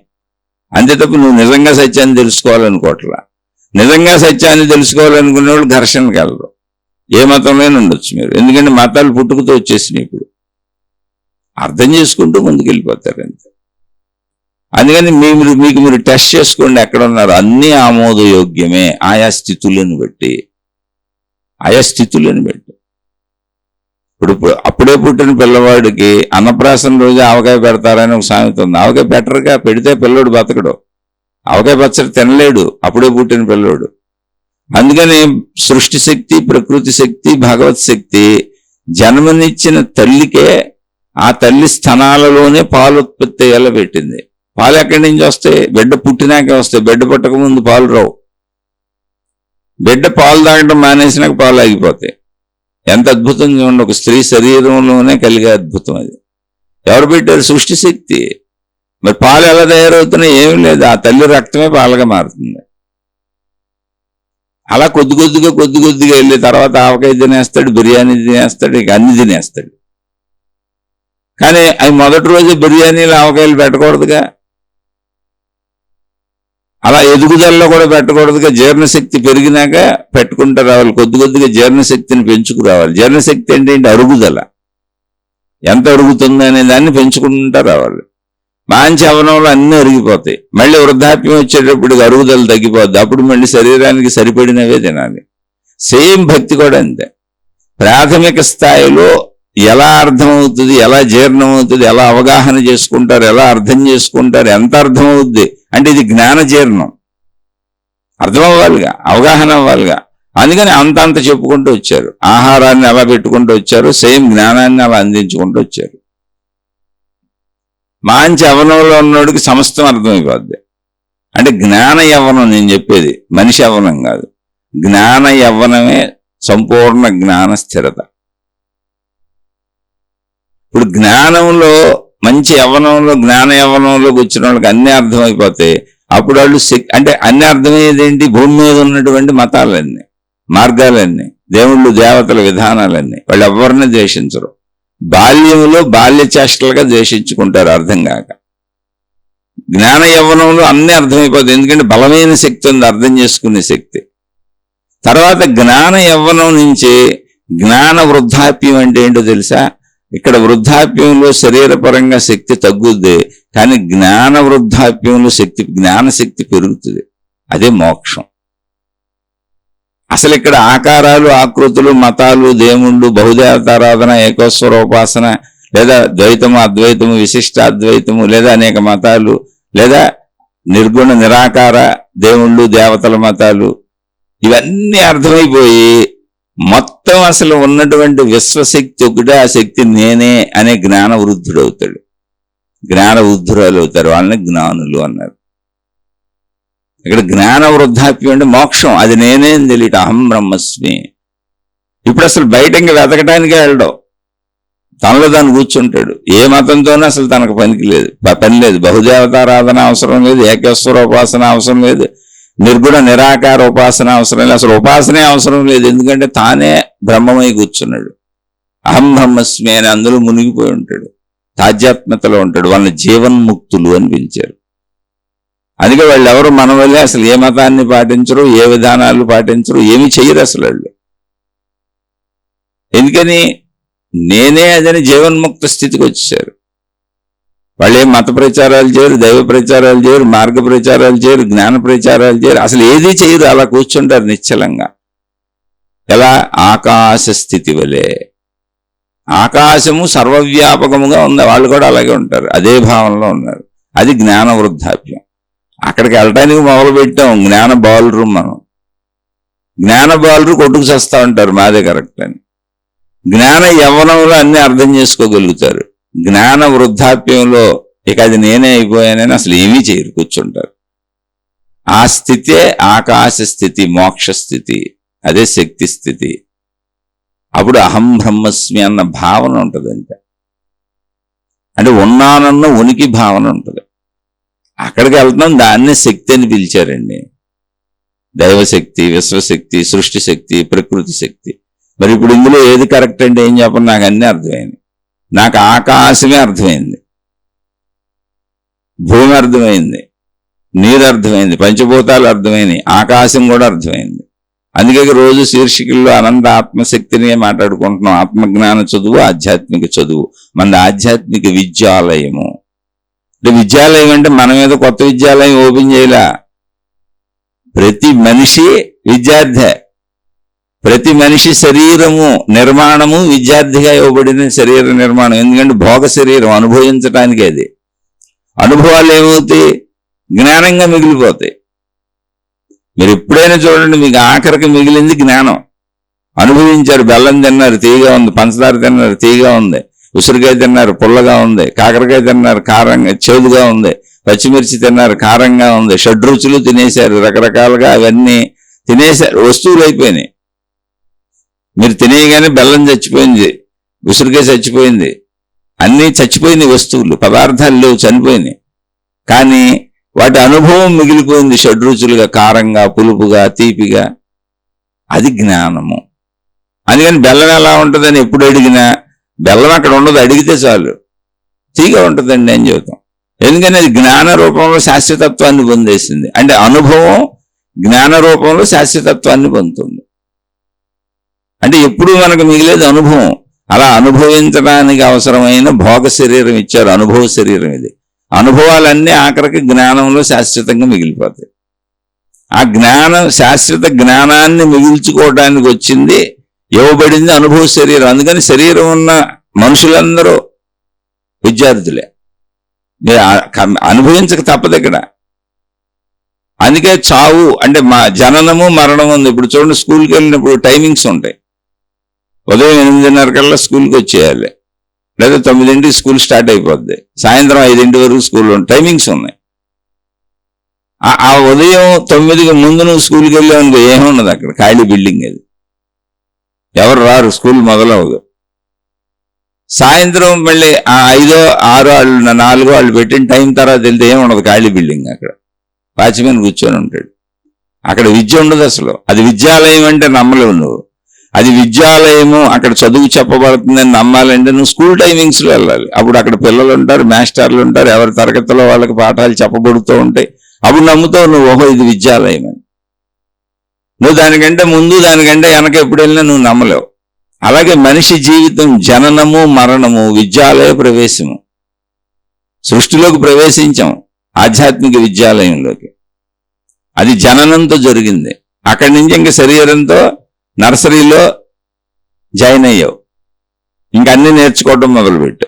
అందుకే చూడండి, పసిబిడ్డ నుంచి అన్ని నేర్చుకోవటమే, చూడటం నేర్చుకోవటమే, పాలు అమ్మ దగ్గర పాలు తాగటం నేర్చుకోవటమే, స్పర్శలు నేర్చుకోవటమే, శబ్దాలు నేర్చుకోవటమే, అన్ని విని గ్రహింపు శక్తి కదా. ఈ నేర్చుకోవటం అంతా ఏమవుద్ది? మనసు అవుద్ది. అంటే మనసులో జ్ఞానంగా స్థిరపడింది. అది ప్రాపంచిక జ్ఞానము, అందుకని దాన్ని మనసు అన్నారు. అక్కడి నుంచి ఇంకా ముందుకెళ్ళి అసలు ప్రాపంచిక జ్ఞానం ఓకే, కానీ అసలు ప్రపంచానికి ఆధారం ఏంటి అని తెలుసుకునే ప్రయత్నం చేస్తాం. అప్పుడు అది మొత్తం ప్రపంచ జ్ఞానం, సృష్టి జ్ఞానం, ప్రకృతి జ్ఞానం అయిపోయింది. అప్పుడు తెలిసింది దీనికంతా ఆధారం శక్తి అని. అంటే మొత్తం భోగ శరీరం ఇది. సృష్టి ఆధ్యాత్మిక విద్యాలయం. సృష్టి శక్తిని తెలుసుకునే వరకు ఈ చదువు సాగుతూనే ఉంటుంది. ఆధ్యాత్మిక చదువు, ఆత్మజ్ఞాన చదువు. నువ్వు జీవిస్తున్నాను అనుకుంటున్నావు, నువ్వు అనుభవిస్తున్నాను అనుకుంటున్నావు, నువ్వు ప్రయత్నిస్తున్నాను అనుకుంటున్నావు, నువ్వు పొందుతున్నాను అనుకుంటున్నావు, నువ్వు దుఃఖపడుతున్నాను అనుకుంటున్నావు, నువ్వు సుఖపడుతున్నాను అనుకుంటున్నావు. కాదు, నువ్వు చదువుకుంటున్నావు. ఇక్కడ చదువు చెప్పేది ఎవరో? సృష్టి చెప్పేస్తుంది. ఎందుకని అదేగా శక్తి, విశ్వశక్తి అదేగా. విశ్వశక్తి సృష్టిగా మారి నీకు చదువు చెబుతుంది. అవే నీ సుఖ దుఃఖాలు, నీ ఇష్టాలు. భోగ శరీరం, సుఖము భోగమే అనుభవించాలి, దుఃఖము భోగమే అనుభవించాలి. అనుభవించినాక అది జ్ఞానంగా నీళ్ళు మిగిలిపోద్ది. నీలో మిగిలిపోయేది జ్ఞానం ఉందే, అది పోదు ఎప్పటికే. దాన్ని పొందుతూ వెళ్తావు నువ్వు, అంతే. అందుకని అందరం విద్యార్థులమే. ఎప్పటి వరకు విద్యార్థులు అంటే అందరం జ్ఞాన వృద్ధులం అయ్యే వరకు. అంటే ఆ సృష్టి శక్తిని తెలుసుకొని అందులో లయించిపోయినాక ఇక చదవాల్సిన అవసరం లేదు. ఎందుకని ఆ శక్తిని నేనేగా. సృష్టిగా ఆవిర్భవించి ప్రకృతిలో మనిషిగా వచ్చాను తప్ప సృష్టి శక్తిని నేనే అని అర్థమైనాక సృష్టి శక్తులు ఇమిడిపోతాను. సృష్టి శక్తులు ఇమిడిపోయి ఉంటాను. సముద్రంలో పడిన నీటి బొట్టు సముద్రంలో కలిసిపోయినట్టు. అందుకని ఆధ్యాత్మిక విద్యాలయంలో మీరు అవుననుకున్నా కాదనుకున్నా సృష్టి అనే ప్రకృతి అనే ఆధ్యాత్మిక విద్యాలయంలో మానవ జాతిలో జన్మించిన స్త్రీ పురుషులందరూ విద్యార్థులే. మీరు జీవించటం లేదు, మీరు విద్య నేర్చుకుంటున్నారు. మీరు అనుభవించట్లేదు, మీరు ప్రయత్నించట్లేదు, మీరు పొందటం లేదు. మొత్తం మీకు విద్య సృష్టి చేత నేర్పబడుతున్నది. సృష్టి మీకు అన్ని నేర్పి నీకు సృష్టి కాదు నాయన, ఇక్కడ ఉంది శక్తి అని చెప్పింది. నువ్వు సృష్టిని చూడబాక శక్తిని చూడు. ఈ సృష్టి అంతా శక్తిలో లేచి పడుతున్న బుడగలో. అందుకని శక్తిని చూడు, శక్తి వద్ద తెలుసుకో, శక్తిలో కలిసిపో అని. నీకు సృష్టే, ఆ సృష్టి శక్తి సృష్టి కలిపి నీకు విద్యాబోధన చేస్తాయి. రెండు ఒకటే కనుక అదే మన జీవితం. అందుకని టైమింగ్స్, స్కూల్కి టైమింగ్స్ ఉన్నట్టు మనకు టైమింగ్స్ ఉన్నాయి. జనన మరణాలు మన టైమింగ్స్. సాయంత్రం ఏది స్కూల్ అయిపోతే ఇంటికి వచ్చేస్తాంగా. అలాగే ఇప్పుడు ఈ జనన మరణాల టైం ఏది ఉందో, మన ఆయువు ఏది ఉందో, అది మన విద్యాలయంలో స్కూల్ టైమింగ్. ఈ స్కూల్ టైం లోపల నువ్వు చదువుకొని, ఒకళ్ళు చదువు పూర్తి అవ్వలేదా, రేపు మళ్ళీ ఇంకో జన్మ తీసుకొని మళ్ళీ స్కూల్లోకి రా, మళ్ళీ రేపు వెళ్తాం కదా స్కూల్కి. మనం రేపు స్కూల్కి మళ్ళీ వెళ్ళి విద్య నేర్చుకోవడం అంటే 1 సంవత్సరం పాటు వెళ్తే కానీ ఆ క్లాస్ పూర్తి అవ్వదు. పరీక్షలు పెడతారు. ఆ పరీక్షల్లో పాస్ అయితే ఆ క్లాస్ అయినట్టు, లేకపోతే మళ్ళీ అదే క్లాస్ చదవాలి. అలాగే ప్రతి జన్మలోనూ నీకు పరీక్ష ఉంది. నువ్వు మోక్షాన్ని పొందాలి చనిపోయే లోపుగా. ఆ మోక్షం పొందలేదా, ఓకే మళ్ళీ చదువు, మళ్ళీ స్కూల్కి రా ఇంకో జన్మ తీసుకొని. మళ్ళీ పరీక్ష పెడతారు, మోక్షం పొందాలి. మోక్షం పొందలేదా, ఓకే మళ్ళీ రా.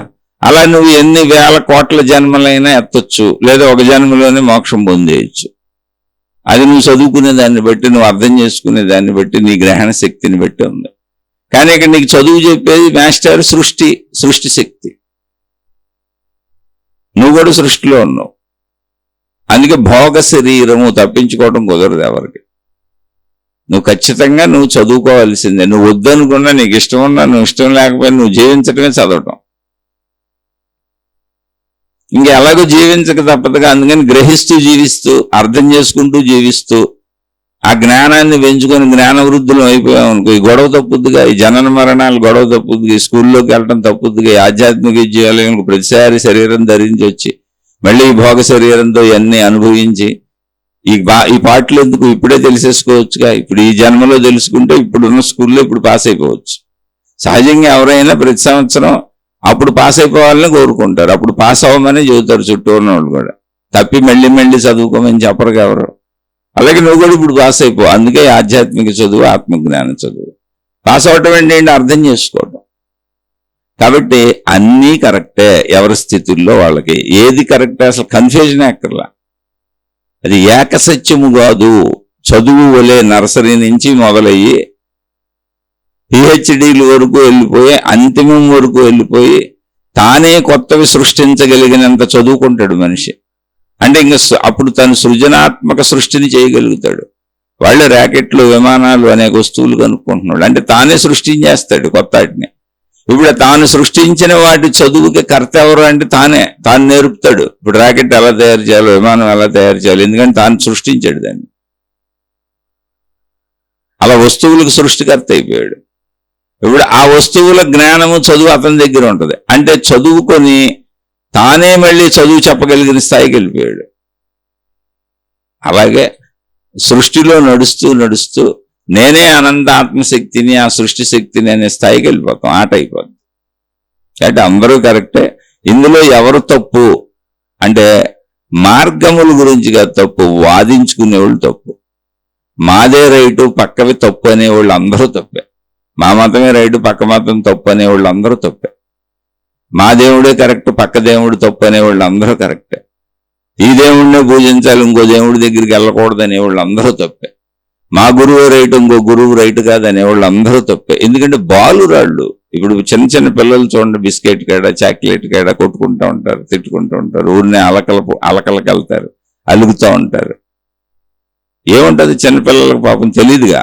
వీళ్ళు అంతే పాపం చిన్నపిల్లలు. అంటే శరీరపరంగా పెద్దోళ్ళ కనపడవచ్చు, ఘర్షణలు సృష్టించవచ్చు, తగాదాలు సృష్టించవచ్చు, దారుణ మారణ కాండలు, హింసలు జరిగిపోయి మనుషులు చనిపోతా కూడా ఉండొచ్చు. కానీ జ్ఞాన బాలురు వాళ్ళంతా.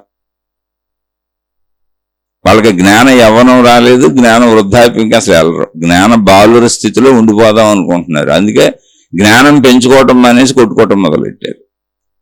అందుకే జ్ఞానం పెంచుకోవలసినటువంటి దైవారాధనని మత ప్రచారాలుగా మలుచుకున్నారు.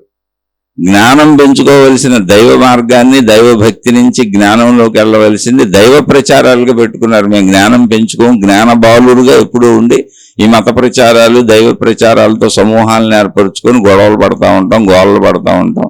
మా సమూహం అంతా మేము కూర్చున్నప్పుడు ఆనందపడతా ఉంటాం, ఇతర సమూహం వస్తే బాధపడతా ఉంటాం.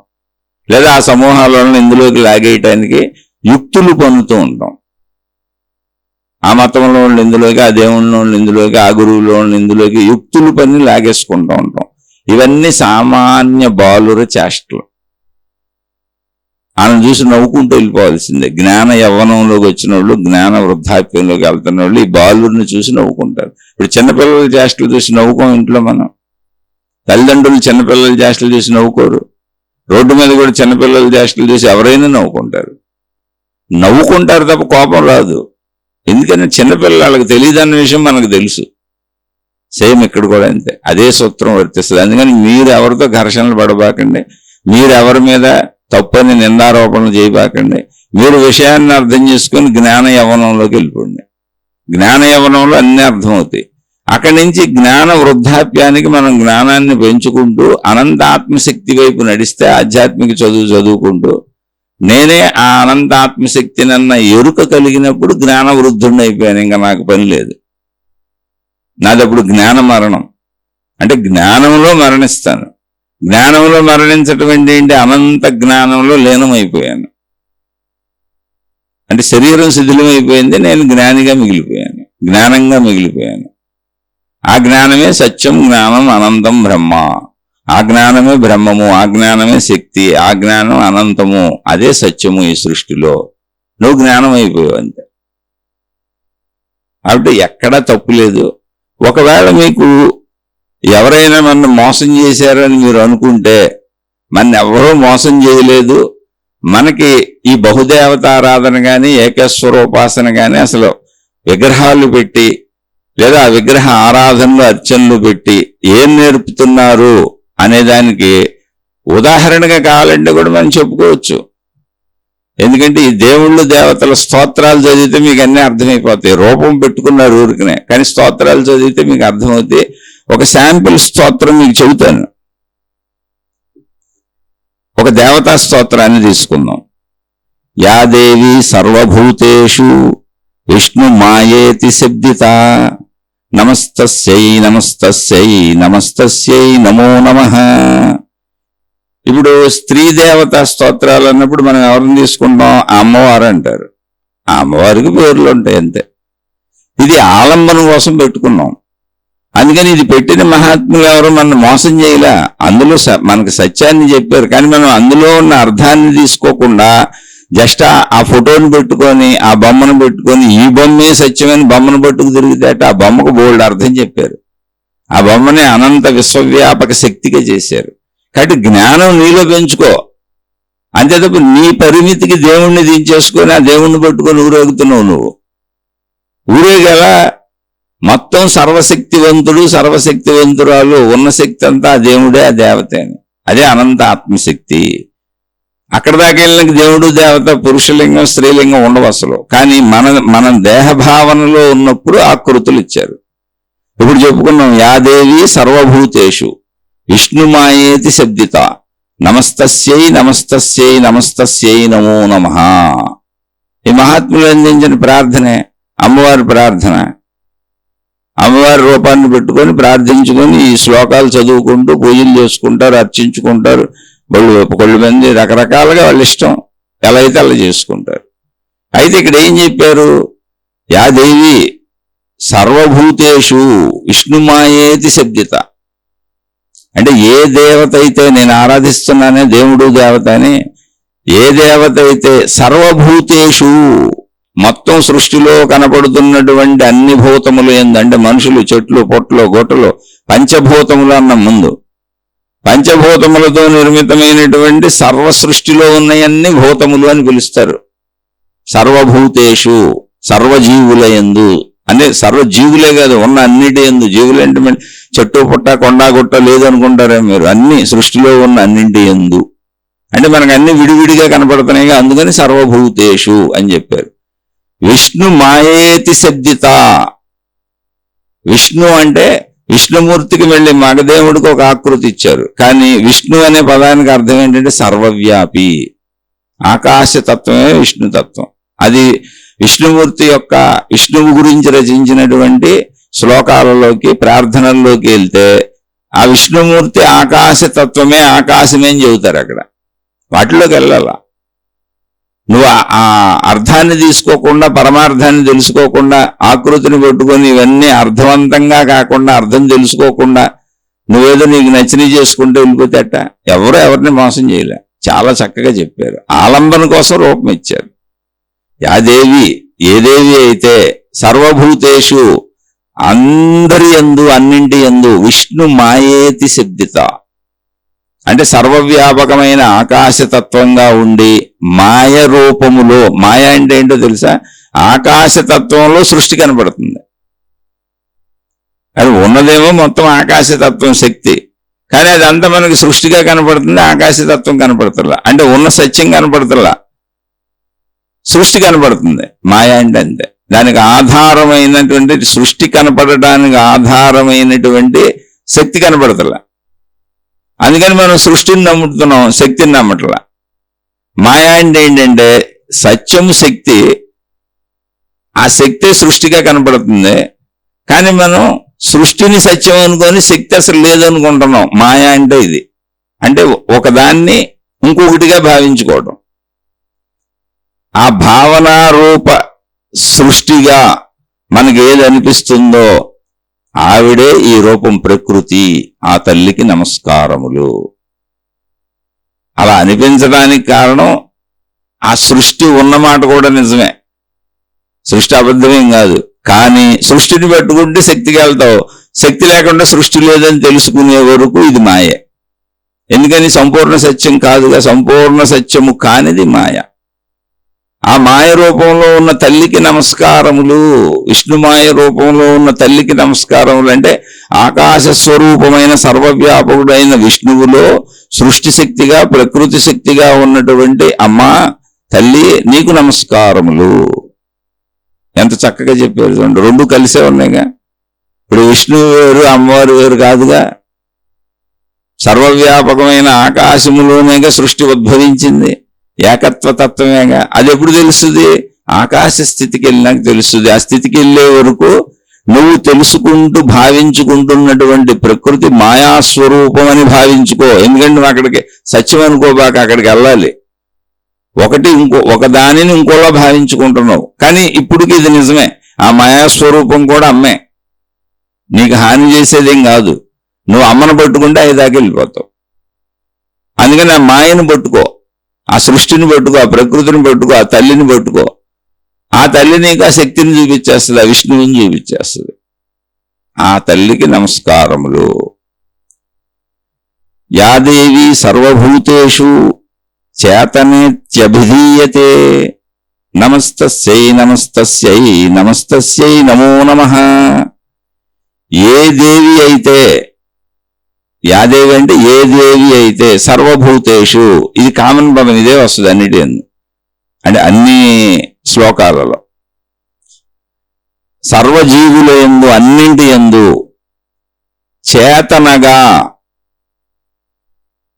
చేతనేత్యభిధీయతే, చేతనగా ఉన్నదో అంటే చైతన్యముగా ఉన్నదో. ఇప్పుడు జీవుల్లో ప్రాణశక్తి లేకపోతే, చైతన్యత లేకపోతే, కదలిక లేకపోతే మన ఏమంటారు, చచ్చిపోయారంటారు. అలా ఇప్పుడు ఒక పండు కదలలేదు, కానీ ఆ పండు తింటే మనకు శక్తి వస్తుంది. ఆ శక్తి చైతన్యము. లేకపోతే మనం ఆహార పదార్థాలు తిని ఎలా బతుకుతాం?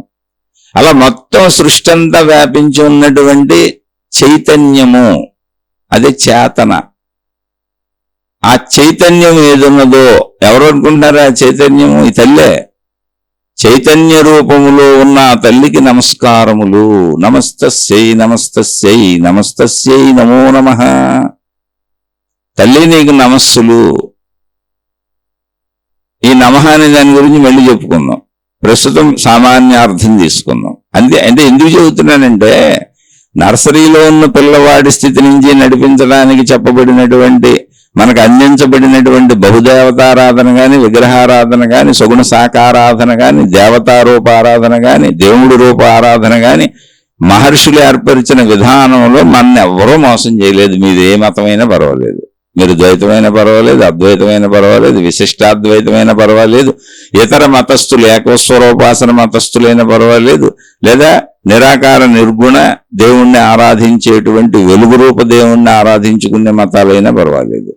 ఎవరిని మోసం చేయలా, చక్కగా చెప్పుకుంటూ వెళ్ళారు. నెక్స్ట్, యా దేవి సర్వభూతేషు బుద్ధిరూపేణ సంస్థిత నమస్తస్యై నమస్తస్యై నమస్తస్యై నమో నమః. మళ్ళీ యాదేవి అంటే మామూలు ఏ దేవి అయితే, సర్వభూతేషు సర్వమునందు, సర్వజీవుల యందు, సృష్టిలో ఉన్న అన్నింటి యందు బుద్ధి రూపములో ఉన్నదో. మనలో ఉన్న బుద్ధి విచక్షణ జ్ఞానాన్ని చెప్పుద్ది. మీరు చాలా జాగ్రత్తగా గ్రహించుకోవాలి. మనకు అప్లై చేసుకుందాం చాలు, మిగిలిందంతా మనకు అర్థమైతే మొత్తం అర్థమైనట్టే, మనకు తెలిస్తే మొత్తం తెలిసినట్టే. రహస్యం అంతా మనలోనే ఉంది. బుద్ధి రూపేణ, ప్రతి మనిషిలో బుద్ధి ఉంటుంది. ఇది తప్పు, ఇది రైట్ అని చెప్పుద్ది, ఇది చేయొచ్చు, ఇది చేయకూడదని చెప్పుద్ది. దేశకాల పరిస్థితుల్లో మనలో మనకే తప్పు రైట్లు చెప్పేది ఉంది. అయినా మనం బుద్ధిని పక్కన పెట్టి తప్పులు చేస్తున్నప్పుడు ఒక బుద్ధి లేనోడా, బుద్ధి లేనిదా అని తిడతా ఉంటారు చూడండి. ఆ బుద్ధి రూపంలో ఉన్నది ఎవరు అంటే ఆ తల్లి. బుద్ధి రూపంలో ఉన్నటువంటి ఆ దేవికి నమస్కరిస్తున్నాను, ఆ తల్లికి నమస్కరిస్తున్నాను. ఇది దేవతా స్తోత్రం కాబట్టి. ఇదే విషయంలో భగవద్గీతలో కృష్ణ భగవానుడు ప్రతి మనిషిలో బుద్ధి రూపంలో బుద్ధ్యాంశలో ఉన్నది నేనేనా అని చెప్పారు. అంటే అక్కడ మగదేవుళ్ళు అదే చెప్పారు, మళ్ళీ అందరితో అదే చెప్పించారు మహాత్ములు, ఋషులు, మునులు. మన ఎక్కడ మోసం చేయలే. కాకపోతే మన చదువు నర్సరీ నుంచి మొదలైంది, అది తెలుసుకోవాలి, పూర్తవల చదువు. బుద్ధి రూపంలో ఉన్న ఆ తల్లికి నమస్కారములు. తర్వాత యాదేవి సర్వభూతేషు నిద్రా రూపేణ సంస్థిత. సంస్థిత అంటే స్థితమై కొలువై ఉన్నదో అని, స్థిరముగా ఉన్నదో అని. ఏ రూపంలో? యాదేవి సర్వభూతేషు, కామన్గా ఏ దేవి అయితే సర్వజీవులయందు నిద్రారూపేణ, నిద్ర రూపంలో ఉన్నదో. మనకు నిద్ర వస్తుందిగా, నిద్ర రాకపోతే చచ్చి ఊరుకుంటాం. నిద్ర కోసం ఎన్ని పాటలు పడతాం, నిద్రాసుఖం ఎంత బాగుంటుంది చూడండి. నిద్ర కోసం అల్లాడిపోతారు మనుషులు, స్లీపింగ్ పిల్స్ వేసుకుని నిద్రపోతుంటారు. నిద్రా సుఖమే అనంత ఆత్మశక్తి సుఖం. ఇక్కడ నిద్రారూపేణ అన్నప్పుడు మనం నిద్రలోకి ఎప్పుడు వెళ్తాం? శరీర భావాలు వదిలి, మనోభావాలు వదిలి, ప్రాపంచిక విషయాలన్నీ మరిచిపోయినప్పుడు నిద్రలోకి వెళ్తాం. అప్పుడు మనలో మిగిలింది ఏంటి? ప్రాణశక్తి. శరీరము, మనసు, ప్రాణశక్తి. ఆ నిద్రారూపం ఏంటి అంటే ఒరిజినల్ అనంత ఆత్మశక్తి స్వరూపం. అయితే అది మనకు తెలియదు కనుక నిద్ర అని పేరు పెట్టుకున్నాం.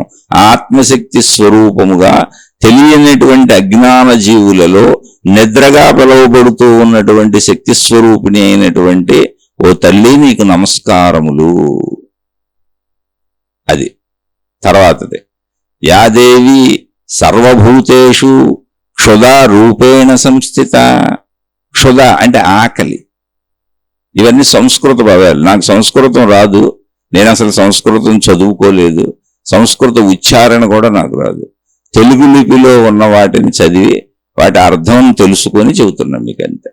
ఇందులో నేను ఏ విధమైన పండితుడిని కాదు, నాకు అసలు రాదు. మహాత్ములు దీన్ని తెలుగు లిపిలో రచించారు, అవి చదివే దాని అర్థాలు తెలుసుకొని చెబుతున్నాను అంతే. ఎక్కడ మన మోసం చేయలేదు ఎవరో. మన చక్కగా నర్సరీ స్కూల్ నుంచి నడిపించుకుంటూ అనంతాత్మశక్తి వరకు వెళ్ళడానికి ఆలంబనగా అన్ని తయారు చేశారు. ఆ తయారు చేసినటువంటి రూపాల గురించే చెబుతున్నారు. అమ్మవారి రూపాన్ని ఎదురుగా పెట్టుకుని ఆ తల్లిని ప్రార్థించే ఒక ప్రార్థన ఇది. యాదేవి సర్వభూతేషు క్షుధా రూపేణ సంస్థిత. ఏ దేవి అయితే సర్వజీవుల యందు, అన్నింటి యందు ఆకలి రూపములో ఉన్నదో. ఎందుకని ఆకలి లేకపోతే అన్నం తినకపోతే చచ్చిపోతాం, అసలు మనం బతకడమే కుదరదు. కాబట్టి ఆకలి దానంతటది పుడుతుంది లోపల మనకి. ఆకలి రూపంలో ఉంది ఎవరయ్యా? ఆ తల్లే. అంటే ఏంటి? సృష్టిలో అన్ని భావముల ఉత్పత్తికి, అది ఆకలి కావచ్చు, అది నిద్ర కావచ్చు, ఉత్పత్తికి కారణమైన శక్తి ఒక్కటే. ఆ శక్తి ఆ తల్లి. ఆకలి రూపంలో ఉన్నటువంటి ఆ తల్లికి నమస్కారములు. నమస్తస్యై నమస్తస్యై నమో నమః. ఇక్కడ తల్లి అని మనం అన్నాం మామూలుగా. అమ్మవారిని ఎవరైనా తల్లి అని అనుకోవాలి. మాతృభావంతోనే పూజించటం అనేది ఇంకా అంతకంటే గొప్ప భావం లేదు మనుషుల దగ్గర. అందుకని తల్లి అని చెప్పుకుంటున్నాం. యాదేవి సర్వభూతేషు ఛాయారూపేణ సంస్థిత. నమస్తస్యై నమస్తస్యై నమస్తస్యై నమో నమః. ఛాయారూపేణ, ఏ దేవి అయితే సర్వభూతేషు సర్వజీవులయందు ఛాయారూపేణ. ఛాయ అంటే ఏంటి? నీడ. నీడ పడాలంటే ఏమవ్వాలి?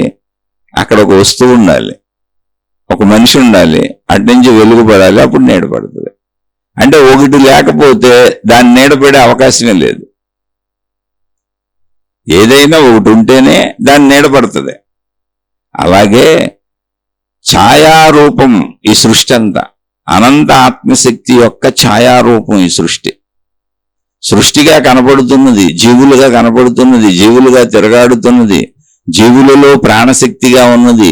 ఈ పరిమిత జీవుణ్ణి నేనే అనే భావన అనిపిస్తున్నది. ఇదంతా ఛాయా మాత్రము. ఈ ఛాయ పడాలి అంటే అసలు ఉండాలిగా, అసలు అనంత ఆత్మశక్తి. ఈ ఛాయారూపంగా ఉన్న సృష్టి అనంత ఆత్మశక్తే. అందుకని సర్వజీవుల యందు ఛాయారూపేణ అన్నప్పుడు ఏం చేసుకోవాలి? రూపధారణగా గాని, అంటే జీవరూపం. ఇప్పుడు నా శరీరం నా రూపం, లేదా ఈ శరీరాన్ని నిలిపి ఉంచిన నేను భావించుకుంటున్న నాలోని జీవాత్మ లేదా నాలోని ప్రాణశక్తి, మొత్తంగా నేను లేదా మొత్తంగా సృష్టి. మీరు అనంతంగా ఆలోచిస్తే మొత్తం సృష్టి శక్తి.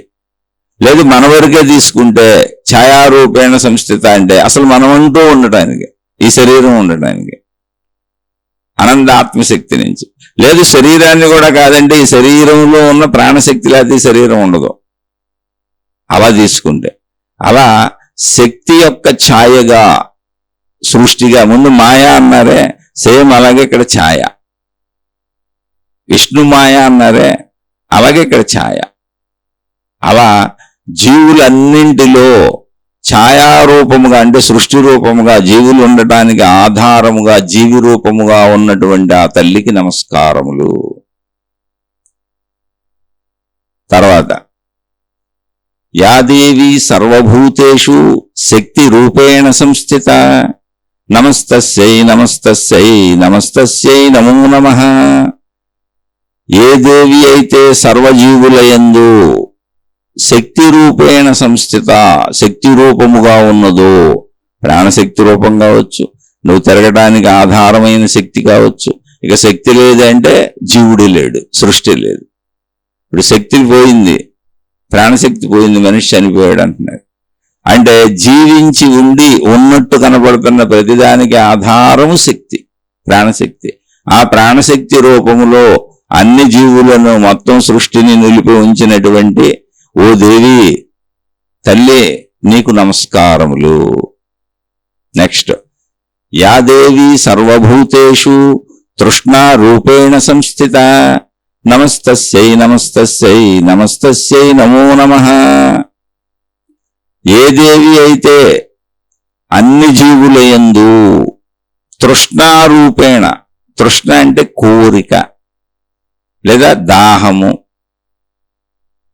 ఆ రూపంలో అంటే కావాలనిపించే భావనలో, నాకు కావాలి అనిపించే భావనలో, కావాలని అనిపించకపోతే అది కలగకపోతే మనం ఏం చేయంగా, ఆ తృష్ణ రూపంలో, ఆ కావాలనిపించే రూపంలో, కావాలని నాకు అనిపిస్తూ సంకల్పములు కలుగుతున్నటువంటి రూపంలో, అంటే సంకల్ప స్థితిలో.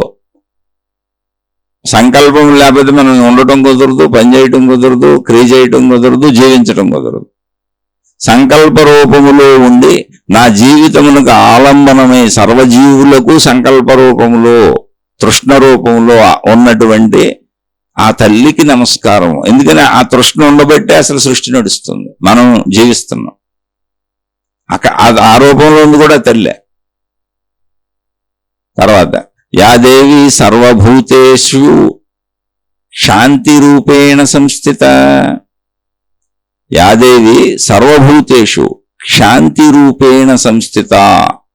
శాంతి అంటే క్షమ, క్షమ, ఓర్పుగా, సహనంగా, ప్రేమగా, దయగా, జాలిగా, ఆ భావాలు ఏమున్నాయో, సద్భావాలు ఏమున్నాయో మనిషిలో, ఆ భావరూపములన్నింటిలో ఉన్నది ఆ తల్లే. ఆ భావోత్పత్తి ఆ తల్లి నుంచే జరుగుతుంది. అందుకే మనుషులు జీవించడానికి వీలవుతుంది. భావోద్వేగములతో, భావోత్పత్తితోనే మనుషులు జీవిస్తారు, జీవులు జీవిస్తాయి, సృష్టి నడుస్తుంది. అలా నడవటానికి కారణమై భావోత్పత్తులకు కారణమైనటువంటి శాంతి, క్షమ రూపంలో, ఓర్పు రూపంలో, సహన రూపంలో ఉన్న ఆ తల్లికి నమస్కారములు. యాదేవి సర్వభూతేషు జాతి రూపేణ సంస్థిత నమస్తస్యై నమస్తస్యై నమస్తస్యై నమో నమః. జాతి రూపేణ. యాదేవి సర్వభూతేషు, ఇది అన్నింటిలోనూ కామన్ పదం, మీరు గమనించుకుంటూ వెళ్ళాలి. ఏ దేవి అయితే సర్వజీవులయందు జాతి రూపముగా ఉన్నదో. జాతి అంటే ఏంటి? మనం అనుకునే జాతి, మన మానవ జాతి, అక్కడ వృక్ష జాతి, ఇంకా జంతు జాతి, ఇలా సృష్టిలో అనేక జాతులు అంటే వేరు వేరుగా ఉన్నవి. మన మానవ జాతి, జాతి అంటే ఒక వర్గము అని. ఇలా జాతి రూపేణ సంస్థిత, సృష్టిలో ఉన్నటువంటి అనేక వర్గములుగా, అనేక జాతులుగా, అంటే అసలు సర్వజీవుల పుట్టుకకు మూల కారణమైనటువంటి మూల ప్రకృతి తత్వముగా ఈ జాతులన్నీ ఏర్పడటానికి కారణం మూల ప్రకృతి. ప్రవృత్తి నువ్వే, ప్రకృతి నువ్వే. సర్వ జాతులలో అంటే ఈ మూల ప్రకృతిలో జాతి రూపంలో మానవ జాతిగా, వృక్ష జాతిగా, జంతు జాతిగా, జడ పదార్థములుగా, చైతన్యములుగా, గ్రహములుగా, గోళములుగా, నక్షత్రములుగా ఎన్నో జాతులు ఉన్నాయి, ఎన్నో వర్గములు ఉన్నాయి, ఎన్నో రకాలుగా ఉన్నాయి. అవి జాతులు అండి. ఆ జాతి రూపములో అంటే సర్వజీవులకు ఆయా జాతి రూపములో అవి జన్మించడానికి మూల కారణమైన మూల ప్రకృతి ఏదుందో ఆ ప్రకృతి ఇక్కడ జాతి రూపము అంటే. ఆ మూల ప్రకృతి, ఆ స్వరూపంగా ఉన్నటువంటి తల్లి నీకు నమస్కారములు. యాదేవి సర్వభూతేషు లజ్జా రూపేణ సంస్థిత నమస్తస్యై నమస్తస్యై నమస్తస్యై నమో నమః. ఏ దేవి అయితే సర్వభూతేషు సర్వజీవులయందు లజ్జారూపేణ సంస్థిత. లజ్జ అంటే మామూలుగా మనం సిగ్గు అనే పదం వాడతాం. లజ్జారూపేణ అన్నప్పుడు సిగ్గు రూపముగా ఉన్నదో ఆ తల్లికి నమస్కారములు. అంటే అసలు ఇప్పుడు ఒక మనిషిలో ఉన్నటువంటి ఒక వినయము, ఒక సునిశ్చితత్వము. ఇప్పుడు సిగ్గుపడుతున్నాం అంటే ఏంటి? ఒక స్త్రీ ఒక పురుషుడిని చూసి సిగ్గుపడవచ్చు, లేదా తప్పు పనులు చేసినప్పుడు మనం సిగ్గుపడవచ్చు. తప్పు పనులు చేసినప్పుడు సిగ్గుపడటమైనా, సౌందర్య రూపంలో సిగ్గుపడటమైనా, ఇదంతా కూడా ఒక సద్భావాలకు గుర్తు. కాబట్టి ఆ సద్భావ లజ్జారూపములో మనలో జీవులందరిలో కొలువై ఉన్నటువంటి ఆ తల్లికి నమస్కరించుచున్నాను. యాదేవి సర్వభూతేషు శాంతి రూపేణ సంస్థిత నమస్తస్యై నమస్తస్యై నమస్తస్యై నమో నమః. శాంతి రూపములో సకల జీవులందు ఉన్నటువంటి ఆ తల్లికి నమస్కరించుచున్నాను. ఆలోచించి చూడండి, ఏ పనైనా చేసి లేదా ఏదన్నా కావాలనుకున్నది పొంది తృప్తి చెంది శాంతి ఎప్పటికప్పుడు కలుగుతూ ఉండకపోతే అసలు బ్రతకగలమా? కాబట్టి మనలో శాంతి రూపముగా ఉన్నది, సర్వజీవులలో శాంతి రూపముగా కొలువై ఉన్నటువంటి ఆ తల్లికి నమస్కరించుచున్నాను. యాదేవి సర్వభూతేషు శ్రద్ధారూపేణ సంస్థిత నమస్తస్యై నమస్తస్యై నమస్తస్యై నమో నమః. ఏ దేవి అయితే సర్వజీవులయందు శ్రద్ధ రూపములో ఉన్నదో, శ్రద్ధావాన్ లభతే జ్ఞానం అన్నాడు. శ్రద్ధ లేని వాడికి జ్ఞానము లభించదు. అసలు శ్రద్ధ లేకుండా ఏం చేయగలం? శ్రద్ధ లేకపోతే ఓ పని చేయగలమా? ఏకాగ్రత లేకపోతే ఓ పని చేయగలమా? శ్రద్ధ అంటే ఏంటి? ఆసక్తి. ఆసక్తి కలిగిన దానిని సాధించటానికి, ఒక కార్యము చేయటానికి, దాన్ని పొందటానికి, దాని మీద తీవ్రమైనటువంటి ఆసక్తి, అది శ్రద్ధ. ఆ శ్రద్ధ పెట్టకపోతే ఏది కుదరదు. అందుకని ఎంత చిన్నదానికైనా ఎంత పెద్దదానికైనా ముందు దాని మీద శ్రద్ధ ఉండవలెను. మనలో శ్రద్ధారూపములో జీవులందరిలో ఉండి జీవులు కార్యములు నిర్వహించుకునేలా సకల జీవులలో కొలువై ఉండి వాళ్ళను నడుపుతున్నటువంటి శ్రద్ధాస్వరూపమైనటువంటి ఆ తల్లికి నమస్కరిస్తున్నాను. యాదేవి సర్వభూతేషు కాంతి రూపేణ సంస్థిత. కాంతి రూపములో ఏ దేవి అయితే సర్వజీవులయందు కాంతి రూపములో, అసలు కాంతి రూపములో అంటే దర్శించటానికి కన్నులో కాంతి ఉండాలి. అక్కడ కాంతి ఉంటేనే అది దర్శింపబడుతుంది. అలాగే పంచేంద్రియముల ద్వారా గ్రహించాలి అంటే, ఆ శబ్దము వినాలంటే అక్కడ ఆ కాంతి ఉండాలి, ఆ వెలుగు ఉండాలి, ఆ తేజస్సు ఉండాలి, ఆ శక్తి ఉండాలి. కాంతి రూపేణ అన్నప్పుడు ఈ కాంతిని అనేక విధములుగా చెప్పుకోవచ్చు. మన కదలికలకు మూలము, లేదా మనం జీవించడానికి ఆధారమైన కాంతి, లేదా మనలో సద్గుణాలతో తపస్సులతో వచ్చినటువంటి బ్రహ్మవర్చస్సు, తేజస్సు ముఖాల్లో కనబడతా ఉంటుంది. కాంతివంతమైన ముఖం అది ఎప్పుడు వస్తుంది? హృదయంలో శాంతి వచ్చినప్పుడు ముఖంలో కాంతి వస్తుంది. హృదయంలో శాంతి రావాలి. సంతృప్తితో నిండిన శాంతి వచ్చినప్పుడు ముఖంలో కాంతి వస్తుంది. మేకప్లు వేసుకుంటూ వచ్చేది కాదు. అలాగే సహజ సౌందర్యము కాంతిగా ఉంటుంది, వ్యక్తీకరించబడుతూ ఉంటుంది. మీరు చూడండి, ఎవరైనా సరే, ఆడవాళ్ళైనా మగవాళ్ళైనా చిన్నపిల్లలుగా పసిబిడ్డలుగా ఉన్నప్పుడు మీరు గమనించి చూడండి, 2-3 ఏళ్ల ప్రాయంలో అందరూ అందంగానే ఉంటారు, ఎప్పుడు చిరునవ్వులు చెందిస్తూనే ఉంటారు. అది కాంతి, ఒక వర్చస్సు. అక్కడి నుంచి ఎదుగుతూ మనిషికి చిరునవ్వే మర్చిపోతాడు. అది సౌందర్యపూర్వకమైన కాంతి, శాంతిపూర్వక కాంతి, సంతృప్తితో కూడిన కాంతి. అలా కాంతిని ఎన్ని రకాలుగా మీరు అర్థం చేసుకోవచ్చు. ఆ కాంతి రూపములో ఉన్నటువంటి తల్లికి నమస్కరించుచున్నాను. యాదేవి సర్వభూతేషు లక్ష్మీ రూపేణ సంస్థిత. లక్ష్మి అంటే సంపదలకు ఆధారమైనటువంటి దేవత. సర్వభూతముల యందు, సర్వజీవుల యందు, అసలు అవి ఉండటానికి, అవి మనుగడ సాగించటానికి, వాటికి అన్ని సమకూరటానికి, ఐశ్వర్యం అంటే అన్ని సమకూరటం. ఐశ్వర్యం అంటే ఓన్లీ లక్ష్మీదేవి అంటే డబ్బే కాదు, శారీరక ఆరోగ్యం, మానసిక ఆరోగ్యం, కుటుంబిక ఆరోగ్యం, మనం ఎక్కడ ఏ పని తలపెట్టినా అది చక్కగా సఫలీకృతం అవటం, ఇవన్నీ ఐశ్వర్యము. అన్ని కలిపితే వీటన్నింటి ద్వారా కలిగే తృప్తి ఐశ్వర్యము. మనలోని సద్గుణములు, సద్భావాలు, ఇవన్నీ ఐశ్వర్య లక్షణాలు. అవన్నీ లక్ష్మీదేవి స్వరూపములు. ఎక్కడ లక్ష్మీదేవి సంపదే ఒకవేళ లక్ష్మీదేవి అనుకున్నారనుకోండి, పొరపాటు పడినట్టు. ఎందుకంటే అనేక మంది కుబేరులై ఉంటారు, సంపదలు ఉంటాయి, విపరీతమైన డబ్బు ఉంటుంది, కానీ ఇల్లంతా అరిష్టాలే ఉంటాయి. అనారోగ్యాలు, బాధలు, కష్టాలు, ఇబ్బందులు, దురలవాట్లు, దుర్వ్యసనాలు, తాగుళ్ళు, సిగరెట్లు, తిరుగుబోతుతనాలు, పేకాట్లు, జోదాలు. కానీ ధనం చాలా ఉంది, కానీ దుర్గుణాలతో వెళ్తూ ఉంటుంది. కాదు, ఐశ్వర్యము కళకళలాడుతూ ఉంటుంది, సంతృప్తిగా ఉంటుంది.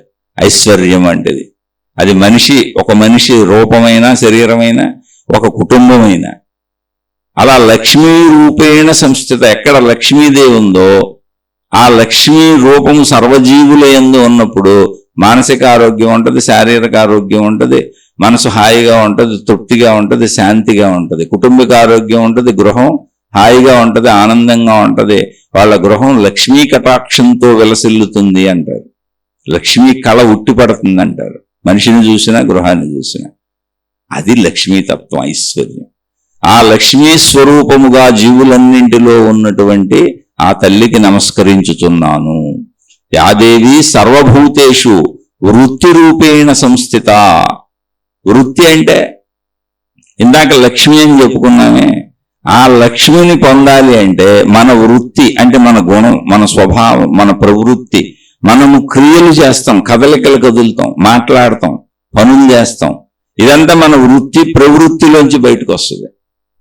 కాబట్టి ఆ వృత్తి రూపంలో మనలో ఉండి, ప్రవృత్తి రూపంలో మనలో ఉండి, మన చేత సమస్తము సద్గుణములు, సత్కార్యములు, సద్భావనల ఆలోచనలు చేయిస్తూ మన సన్మార్గంలో నడిపించేటువంటి ప్రవృత్తి రూపంలో, వృత్తి రూపంలో క్రియాశీలముగా మనం కదలటానికి, చురుకుదనంగా ఉండటానికి, ఉత్సాహంగా ఉండటానికి, ఆనందంగా ఉండటానికి, అటువంటి కార్యములు చేయటానికి సర్వజీవుల యందు ఉండి క్రియాశీలతను ప్రోత్సహిస్తూ ఎవరి వృత్తి వాళ్ళు నిర్వహించుకునేలా, ఆ లక్ష్మీ కటాక్షానికి అనువైనటువంటి వృత్తులు ప్రవర్తించేలా, వృత్తులు చేసేలా మనలోనే ఉండి వృత్తి రూపంలో నడుపుతున్నటువంటి, సర్వజీవులను నడుపుతున్నటువంటి ఆ తల్లికి నమస్కారము.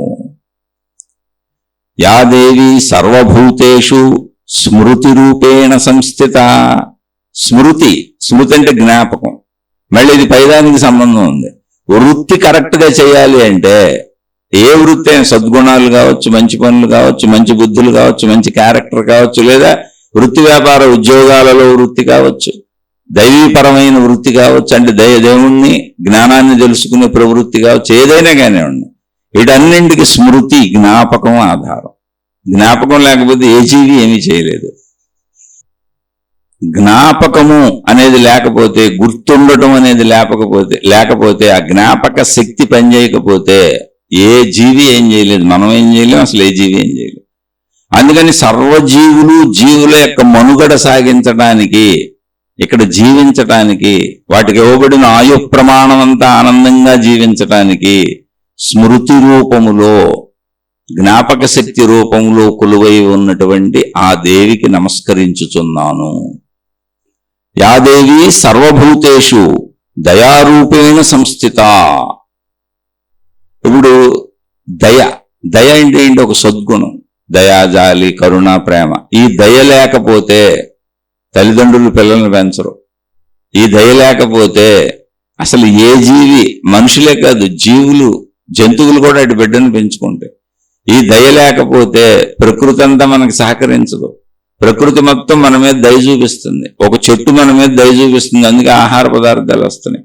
ప్రకృతి అంతా ఒకదాని మీద ఒకటి దయ చూపించుకుంటూ ఆ దయారూపంలో కలిసి ఉంది, బ్రతికించుకుంటుంది ఒకదాన్ని ఒకటి, సహకరించుకుంటూ. అలా జీవులందరిలో దయారూపంలో కొలువై ఉండి మొత్తం సృష్టి నడకకి, ఇతర జీవులు బ్రతకడానికి ఆధారంగా దయారూపంలో ఉన్నటువంటి ఆ తల్లికి నమస్కరించుతున్నాను. ఇప్పుడు పేదవాళ్ళు ఉన్నారు, ధనవంతులు దయ చూపించి పెడతారు. భిక్షగాళ్ళు ఎవరు అడుగుతూ ఉంటారు, ఆ దయా హృదయంతో వాళ్ళకి ఇంత భిక్ష పెడతారు. జంతువుల్ని పెంచుకునే వాళ్ళు ఉన్నారు, మనుషుల్ని పెంచుకునే వాళ్ళు ఉన్నారు. ఈ దయారూపంలో ఉన్నటువంటి సర్వజీవుల యందు ఉన్నటువంటి తల్లి ఆవిడే. ఆవిడికి నమస్కరించుచున్నాను. యాదేవి సర్వభూతేషు తుష్టి రూపేణ సంస్థిత.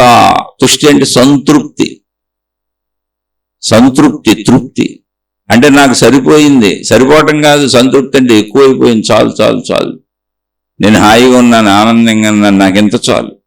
అంటే ఎక్కువైపోయేంత అత్యాశలు కాదు, నాకు దొరికిన దాంతో చాలా హాయిగా ఉన్నాను. సంతృప్తి అనే భావన నా హృదయానికి సంబంధించింది, వస్తువులు, విషయాలు, సంపదలకు సంబంధించింది కాదు, అనుభవాలకు సంబంధించింది కాదు. అలా జీవులందరిలో సంతృప్తి భావనగా, తృప్తి భావనగా ఉండి జీవులను శాంతపరుస్తూ విశ్రాంతి స్థితికి తీసుకెళ్లి ఆనందాన్ని, తృప్తితో కూడిన ఆనందాన్ని కలిగిస్తున్నటువంటి తుష్టి రూపంలో, సంతృప్తి రూపంలో ఉన్నటువంటి ఆ తల్లికి నమస్కరించుచున్నాను. యాదేవి సర్వభూతేషు మాతృరూపేణ సంస్థిత. మాతృభావము, జీవులన్నింటిలో ఈ మాతృభావము అనేది లేకపోతే అసలు జీవుల మనుగడ, సృష్టి మనుగడ ముందుకు సాగదు. మానవ జాతి ముందుకు సాగాలంటే పిల్లలను కానీ ఆ తల్లిదండ్రులు పెంచాలి. జంతు జాతి ముందుకు సాగాలంటే ఆ జంతువులు వాటిని సాకాలి. అలాగే మొక్కల నుంచి మొక్కలు వస్తాయి, విత్తనాలు వస్తాయి. సృష్టి అంతా మాతృభావమే ఉంది. మీరు గమనించండి. ఇప్పుడు సూర్యుడు మనకు సహకరిస్తుంది మాతృభావం, వాయువు మనకు సహకరిస్తుంది మాతృభావం, భూమి మనకు సహకరిస్తుంది మాతృభావం, నీరు మనకు సహకరిస్తుంది మాతృభావం, ఆకాశతత్వం మన తిరగనిస్తున్న మాతృభావం. అలా అన్ని మనకి సహకరిస్తున్నవంత మాతృభావమే. సర్వజీవులు యందు సృష్టి అంతా వ్యాపించి ఉన్నటువంటి ఆ మాతృతత్వము నాలో మాతృభావంగా కొలువై ఉంది, జీవులన్నింటిలో మాతృభావంగా కొలువై ఉంది. అటువంటి మాతృస్వరూపిణిగా, మాతృభావ స్వరూపిణిగా ఉన్నటువంటి ఆ తల్లికి నమస్కరిస్తున్నాను. యాదేవి సర్వభూతేషు భ్రాంతి రూపేణ సంస్థిత. ఇక్కడ జాగ్రత్తగా అర్థం చేసుకోవాలి. భ్రాంతి రూపేణ. భ్రాంతి అంటే భ్రమ, మోహము, మరుపు, పొరపాటు పట్టడం, ఇవన్నీ ఉన్నాయే. వీటిని ఒకసారి జాగ్రత్తగా గమనించండి. భ్రాంతి అంటే మరుపు అని తీసుకుందాం. ఇప్పుడు మనం మరిచిపోలేదు అనుకోండి విషయాలని, అసలు నిద్రపోగలమా? ఎప్పటికప్పుడు విషయాలను మరిచిపోవటమే, మరుపే మనిషికి సృష్టించినటువంటి వరం. లేకపోతే మనిషి జీవితం ఏమైపోద్ది, ఏ జంతువుదైనా. అసలు మరుపు వలన అప్పటికి ఆ కార్యం చేసి అప్పటికి ఆ మనుషులతో ఉండి అప్పటికి తిని ఏదైనా కానీ దాన్ని మర్చిపోవటం వల్ల హాయిగా నిద్రపోతున్నాం, దాన్ని మర్చిపోవటం వల్ల హాయిగా జీవిస్తున్నాం. కాబట్టి ఆ మరుపు అనేది మన హాయి జీవితానికి అవసరం. జ్ఞాపకం అనేది బ్రతకడానికి ఎంత అవసరమో మర్చిపోవటం అనేది మళ్ళీ బ్రతకడానికి అంతే అవసరం. జ్ఞాపక శక్తి రూపంలో ఉందే ఆవిడే అవసరమైనప్పుడు జ్ఞాపక శక్తిగా పనిచేస్తుంది, అవసరమైనప్పుడు ఇంకా అవసరం లేదు ఇక్కడ అనుకున్నప్పుడు మరుపుగా పనిచేస్తుంది. మరుపు లేకపోతే జీవితం కుదరదు. అలాగే మోహము, నేను ఈ శరీరం అనేటువంటి మోహము, నాది నావి నా వాళ్ళు అనేటువంటి మోహము లేకపోతే అసలు ఎవరు ఎవరిని రక్షించుకోరు, ఎవరెవరిని కాపాడుకోరు, ఎవరెవరి కోసం పనిచేసి క్రియాత్మకంగా పనులు చేసి ఉత్పత్తులు చేసి ఈ జీవితాన్ని ముందుకు నడుపుకోరు. ఈ జీవితం ముందుకు నడుపుకోవటానికి మంచి మోహం ఎప్పుడూ అవసరమే. ధర్మమోహం కావాలి, ధర్మమోహం, మంచి మోహం ఉండాలి. అప్పుడే సృష్టి ముందుకు నడుస్తుంది. అందుకని ఆ మోహ రూపంలో ఉన్నది ఆ తల్లే. ఆ భ్రాంతి అండి, భ్రమ. భ్రమన్నందే. భ్రమ అంటే ఏంటి? సత్యము అనంత ఆత్మశక్తి. కానీ ఇప్పుడు నేను శరీర రూపంలో ఉన్నా, కుటుంబంలో ఉన్నా, నా తల్లిదండ్రులు ఉన్నారు, నా బిడ్డలు ఉన్నారు, నా అన్నదమ్ములు ఉన్నారు, నా అక్క చెల్లెలు ఉన్నారు, నా చుట్టూ అనేక మంది మనుషులు ఉన్నారు, చుట్టూ బోల్డ్ జీవులు ఉన్నాయి, బోల్డ్ సృష్టి కనపడుతుంది. ఈ సృష్టినంతా నేను సత్యము అనుకుని భ్రమలోకి వెళ్ళకపోతే నేను జీవించలేను, నా చుట్టూ ఉన్న వాళ్ళని జీవించనివ్వను, వాళ్ళకి ఏ విధంగానూ సహాయపడను. కాబట్టి ఇక్కడ ఈ భ్రమ మంచి భ్రమ, బ్రతకటానికి అవసరమైన భ్రమ. ఈ భ్రమ అవసరం. ఇది ఉంది కనుకునే ఈ భ్రమను పట్టుకొని, ఈ సృష్టిని పట్టుకొని, ఈ భ్రమతో ముందుకు సాగి సత్యాన్ని తెలుసుకుంటాను. ఈ భ్రమ, శరీరము నేనన్న భ్రమ తాత్కాలిక నిజమే, శరీరం ఉన్నంత వరకు బతకాల్సిందే. కాబట్టి సృష్టి అనేది ఎప్పటికే ఈ భ్రమ అవసరము, మోహం అవసరము, మరుపు అవసరం. అటువంటి భ్రాంతి రూపములో వ్యక్తమవుతున్నటువంటి ఆ తల్లికి నమస్కారము. ఇంద్రియాణం అధిష్టాత్రి భూతానాంచ అఖిలేషియా భూతేషు సతతం తస్యై వ్యాప్తై దేవ్యై నమో నమః. ఇంద్రియాణం అధిష్టాత్రి, మన ఇంద్రియములంటే అన్ని జీవులకు ఇంద్రియములు ఉన్నాయి, మనుషులకు ఇంద్రియాలు ఉన్నాయి, జంతువులకు ఇంద్రియాలు ఉన్నాయి. ఈ ఇంద్రియములకు అన్ని, ఇప్పుడు మనిషికి మనకున్న ఇంద్రియములు రకరకాల పనులు చేస్తాయి. కళ్ళు ఒక రకమైన పని చేస్తాయి, చూస్తాయి, చెవులు వింటాయి. అయితే ఒకే శరీరములో ఉన్న విభిన్న 5 ఇంద్రియములు 5 రకాల విభిన్నమైనటువంటి విషయాలను గ్రహిస్తాయి, విషయ సుఖాలను అనుభవిస్తాయి. వీటన్నింటికి అధిష్టాన దేవత అయి అన్ని జీవుల యందు ఇంద్రియములు వాటి వాటి ప్రవృత్తుల ప్రకారం అవి ప్రవర్తించేలా చేస్తున్నటువంటి అధిష్టాత్రి, వాటికి యజమాని, వాటికి ఇంద్రియాలకు అధిష్టానమై కూర్చుంది, యజమానిమై కూర్చుంది. అందుకే వాటి పనులు అవి సరిగ్గా చేస్తున్నాయి. ఒకే శరీరములో ఉన్న వివిధ రకములైన ఇంద్రియములు వివిధ రకమైన పనులు చేస్తూ వాటిని గ్రహిస్తున్నాయి. అలా సర్వజీవులయందు అఖిలేషు భూతేషు అన్ని భూతములయందు సతతం ఎల్లప్పుడూ వ్యాపించి ఉన్నటువంటి ఆ దేవికి నమస్కరించుచున్నాను. చిత్తిరూపేణయా కృత్స్నం మే తత్ వ్యాప్త స్థితాం జగత్ నమస్తస్యై నమస్తస్యై నమస్తస్యై నమో నమః. చితిరూపేణ, చితిరూపం అంటే చైతన్య రూపము, చిత్తము అంటే చైతన్యముతో కూడినటువంటిది చిత్తము, మనసు. చైతన్యము, చేతన, ఇది ఇక్కడ చితిగా చెప్పబడింది. ఆ చిత్త రూపంలో, చితి రూపంలో, చైతన్య రూపంలో, చిత్తం అంటే మనిషికి వస్తుంది కాదు, సర్వవ్యాపక సృష్టికి చైతన్య రూపములో మొత్తము వ్యాపించి ఉండి, మొత్తము సర్వము అన్నింటి యందు వ్యాపించి ఉన్నటువంటి స్థితాం జగత్తు, జగత్తు మొత్తము వ్యాపించి ఉంది. అంటే ఇక్కడ చైతన్య శక్తి ఇప్పుడు ఆత్మశక్తిగా చెప్పబడుతుంది. జగత్తు అంతా వ్యాపించింది, జగత్తులో ఉన్న అన్నింటి యందు వ్యాపించింది. అటువంటి చైతన్య స్వరూపముగా జగత్తు మొత్తము, విశ్వం మొత్తము, విశ్వములో ఉన్న అన్నింటి యందు వ్యాపించి ఉన్నటువంటి ఏకశక్తి అయినటువంటి ఆ తల్లికి నమస్కరించుచున్నాను. అదే ఆకాశతత్వం. నమస్తస్యై నమస్తస్యై నమస్తస్యై నమో నమః. ఇప్పుడు మనని ఎక్కడ మోసం చేశారు మహాత్ములు? రూపారాధన పట్టుకోమని ఎక్కడ చెప్పారు? మతాలు ఏర్పరచుకోమని ఎక్కడ చెప్పారు? ఈ మత మార్గాలలోనే నడవండి అని ఎక్కడ చెప్పారు? ప్రతి దేవతని, ప్రతి దేవుణ్ణి మనం ఆరాధించుకుంటూ వెళుతున్నప్పుడు మహాత్ములందరూ కూడా దేవుళ్ళు దేవతలు శక్తి స్వరూపులనే చెబుతున్నారు. ప్రార్థనలన్నీ అలాగే ఉంటాయి. పైగా మనలో ఉన్నటువంటి సర్వ జీవుల యందు, సర్వ ప్రకృతి యందు ఉన్నటువంటి గుణములు, స్వభావములు, వృత్తులు, ప్రవృత్తులన్నీ కూడా ఆ శక్తి యొక్క లక్షణములు. వాటిని ఉత్తమంగా ఉపయోగించుకోండి అని చక్కగా చెబుతున్నారు. ఇప్పుడు ఎవరు ఎక్కడ కట్టేశారు మనని అంటే, ఇటువంటి వాటిని వ్యక్తపరిచి మనని విశాలత్వం వైపు నడపకుండా కొంతమంది మోసపూరితమైనటువంటి వాళ్ళు ఈ ముసుగులేసుకు ఇందులో దూరిపోయారు. నా దేవుడు గొప్ప, నా మతం గొప్ప, నా మార్గం గొప్ప. ఏ దైవ స్తోత్రానికి వెళ్ళినా మీకు శక్తి తత్వమే ఉంటుంది. కావాలంటే అలాంటి స్తోత్రాలు మనం అనేకం చెప్పుకోవచ్చు. అయితే అసలు విషయం అర్థం చేసుకుంటే మళ్ళీ ఇప్పుడు ఎందుకు మనకు ఆ స్తోత్రాలు ఏమన్నా విషయం అర్థమవుతుండే, ఎలా జీవించాలో తెలుసుకుందాం, ఎలా జీవించాలో నేర్చుకుందాం. కానీ ఎక్కడా ఒక మనిషిని ద్వైతానికో, అద్వైతానికో, విశిష్టాద్వైతానికో, లేకపోతే ఈ మతానికో, ఈ దేవుడికో ఎవరిని ఎవరో కట్టేయలేదు. అవన్నీ కూడా నిన్ను నడిపించడానికి ఏర్పాటు చేయబడిన వ్యవస్థలో.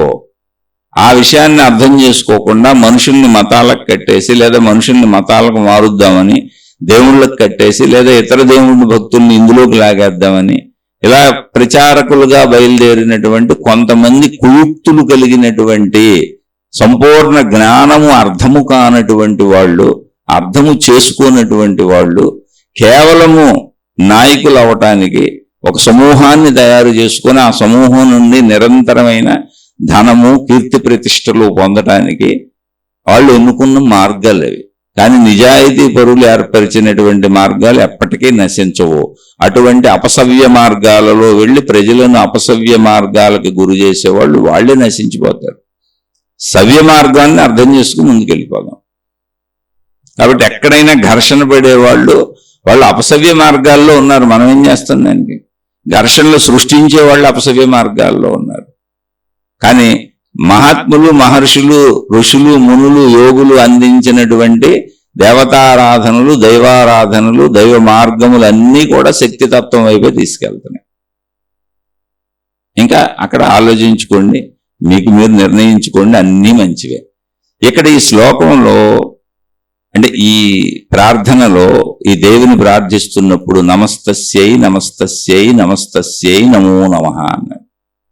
నమో నమః అన్న, నమస్తస్యై అన్న నమస్కారము అని అర్థం. నమస్కారం అనే దానికి ఇంకొక అర్థం ఏంటి అంటే నమః, ఇక్కడ నాదేమీ లేదు, ఉన్నదంతా నువ్వే అని. నా మహ, నాదేమీ లేదు, ఉన్నదంతా నువ్వే. అందుకని నాలో ఉన్న గుణములన్నీ చెబుతూ దయ, జాలి, కాంతి, కరుణ, ప్రేమ ఇవన్నీ ఏమున్నాయో నా ప్రాణశక్తి మొత్తం ఈ గుణములన్నీ జీవులన్నింటి యందు ఏమున్నాయో అవన్నీ నువ్వే, మేము అసలు లేము ఇక్కడ. నమః, నేను లేను, నాదనేది ఏమి లేదు, నేను లేను, ఉన్నదంతా నువ్వే, చైతన్య శక్తిగా ఉన్నావు. కాబట్టి నేను అనే భావం నుంచి నువ్వే సమస్తము వ్యాపించి ఉన్న చైతన్య శక్తివి అనేటువంటి ఆ శక్తి భావానికి ప్రయాణం చేస్తాను. అది నమః. ఇదే ఆధ్యాత్మిక చదువు, ఆత్మజ్ఞాన చదువు. ఎక్కడ ఎవరు చెప్పినా మంచినే చెప్పారు, ఆధ్యాత్మిక చదువే చెప్పారు, ఆత్మజ్ఞాన చదువే చెప్పారు. కాకపోతే నర్సరీ నుంచి ప్రయాణం మొదలైంది కాబట్టి అది వివిధ రకాల క్లాసుల్లో ఉన్నవాళ్ళు వివిధ రకాలుగా మాట్లాడుతుంటే అది వివిధంగా మనకు అనిపిస్తుంది. అంతే తప్ప అందులో ఉన్నటువంటి సత్యము ఒక్కటే. దాన్ని అర్థం చేసుకుని ముందుకు సాగుదాం. శుభమస్తు. మీకు మీ కుటుంబ సభ్యులకు మేలు చేకూరుగాక. మరలా మరొక కొత్త శీర్షికతో కలుసుకుందాం. ఇక ఇది నచ్చని వాళ్ళు, ఇది మెచ్చని వాళ్ళు, అకారణ ద్వేషాలు పెంచుకునే వాళ్ళు, నేను ముందే చెబుతున్నా, నేను సామాన్యుడను. అసలు మీరు వినకండి, మీ మార్గాల్లో మీరు హాయిగా సాగిపోండి. మీకు ఎవరూ ఇక్కడ అడ్డము కాదు. మీ గొడవలు మీరు మీకు నచ్చిన పద్ధతులు, మీకు నచ్చిన సాధనలు, మీకు నచ్చిన మతములు, మీకు నచ్చిన దేవుళ్ళు, మీ విధానాల్లో మీరు సాగిపోండి. ఇది కేవలము నన్ను నేను మంచి మార్గములో ఉంచుకోవటానికి నాకు నేనే చెప్పుకుంటూ నాతో నేను గడుపుకుంటున్న సత్కాలక్షేపం. కాసేపు సజ్జన సాంగత్యంగా ఇది నాకు ఉపయోగపడుతుంది, సద్భావాలు పెంచుకోవటానికి ఉపయోగపడుతుంది. నాలో తప్పులు పోగొట్టుకొని మంచిగా నేను స్థిరపడటానికి, నా మనోబలానికి ఇది సహకరిస్తుంది. అలా నాకు నేను చేసుకునే సాధన ఇది, అంతే తప్ప నేను ఎవరికో బోధించే బోధన అసలు కాదు. నేను సామాన్యుడిని. అందుకని నచ్చని వాళ్ళు నన్ను క్షమించి వదిలేసి మీ మార్గాల్లో మీరు హాయిగా సాగిపోండి. శుభమస్తు. మరలా మరొక కొత్త శీర్షికతో కలుసుకుందాం. మీకు మీ కుటుంబ సభ్యులకు మేలు చేకూరుగాక. ఇదంతా ఆధ్యాత్మిక విద్యాలయము అనే పేరుతో, ఆధ్యాత్మిక చదువు, ఆత్మజ్ఞాన చదువు అనే పేరుతో మనం చెప్పుకుంటున్నాం.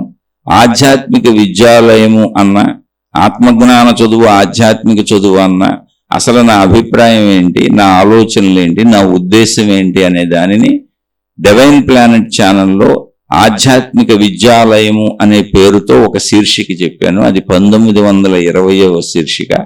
అలాగే మనదే 2వ ఛానల్లో ఆధ్యాత్మిక చదువు అనే ఛానల్లో ఆధ్యాత్మిక విద్యాలయము అనే పేరుతో 140వ శీర్షిక చెప్పాను. ఈ 2 శీర్షికల్లో చెప్పినటువంటి విషయము ఒకటే. ఏదో ఒక శీర్షిక వింటే చాలు. ఆసక్తి ఉన్నవాళ్ళు, అవకాశం ఉన్నవాళ్ళు ఆ శీర్షిక వినే ప్రయత్నం చేయండి. ఆ శీర్షిక విన్నవాళ్ళు, ఈ శీర్షిక విన్నవాళ్ళు మీ అభిప్రాయాలను కామెంట్ల రూపంలో తెలియచేయండి. అలా తెలియజేస్తే నేను మీకు చెబుతున్నది ఎలా అర్థమవుతున్నది, నేను అసలు సరిగానే చెబుతున్నానా అనే విషయం నాకు అర్థమవుతుంది. అందుకని కామెంట్ల రూపంలో తెలియజేయమని అడుగుతున్నాను. ఆసక్తి ఉన్నవాళ్ళు మాత్రమే ఇవి వినండి, మిగిలిన వాళ్ళు వినకండి. మీ మార్గాల్లో మీరు హాయిగా సాగిపోండి. శుభమస్తు.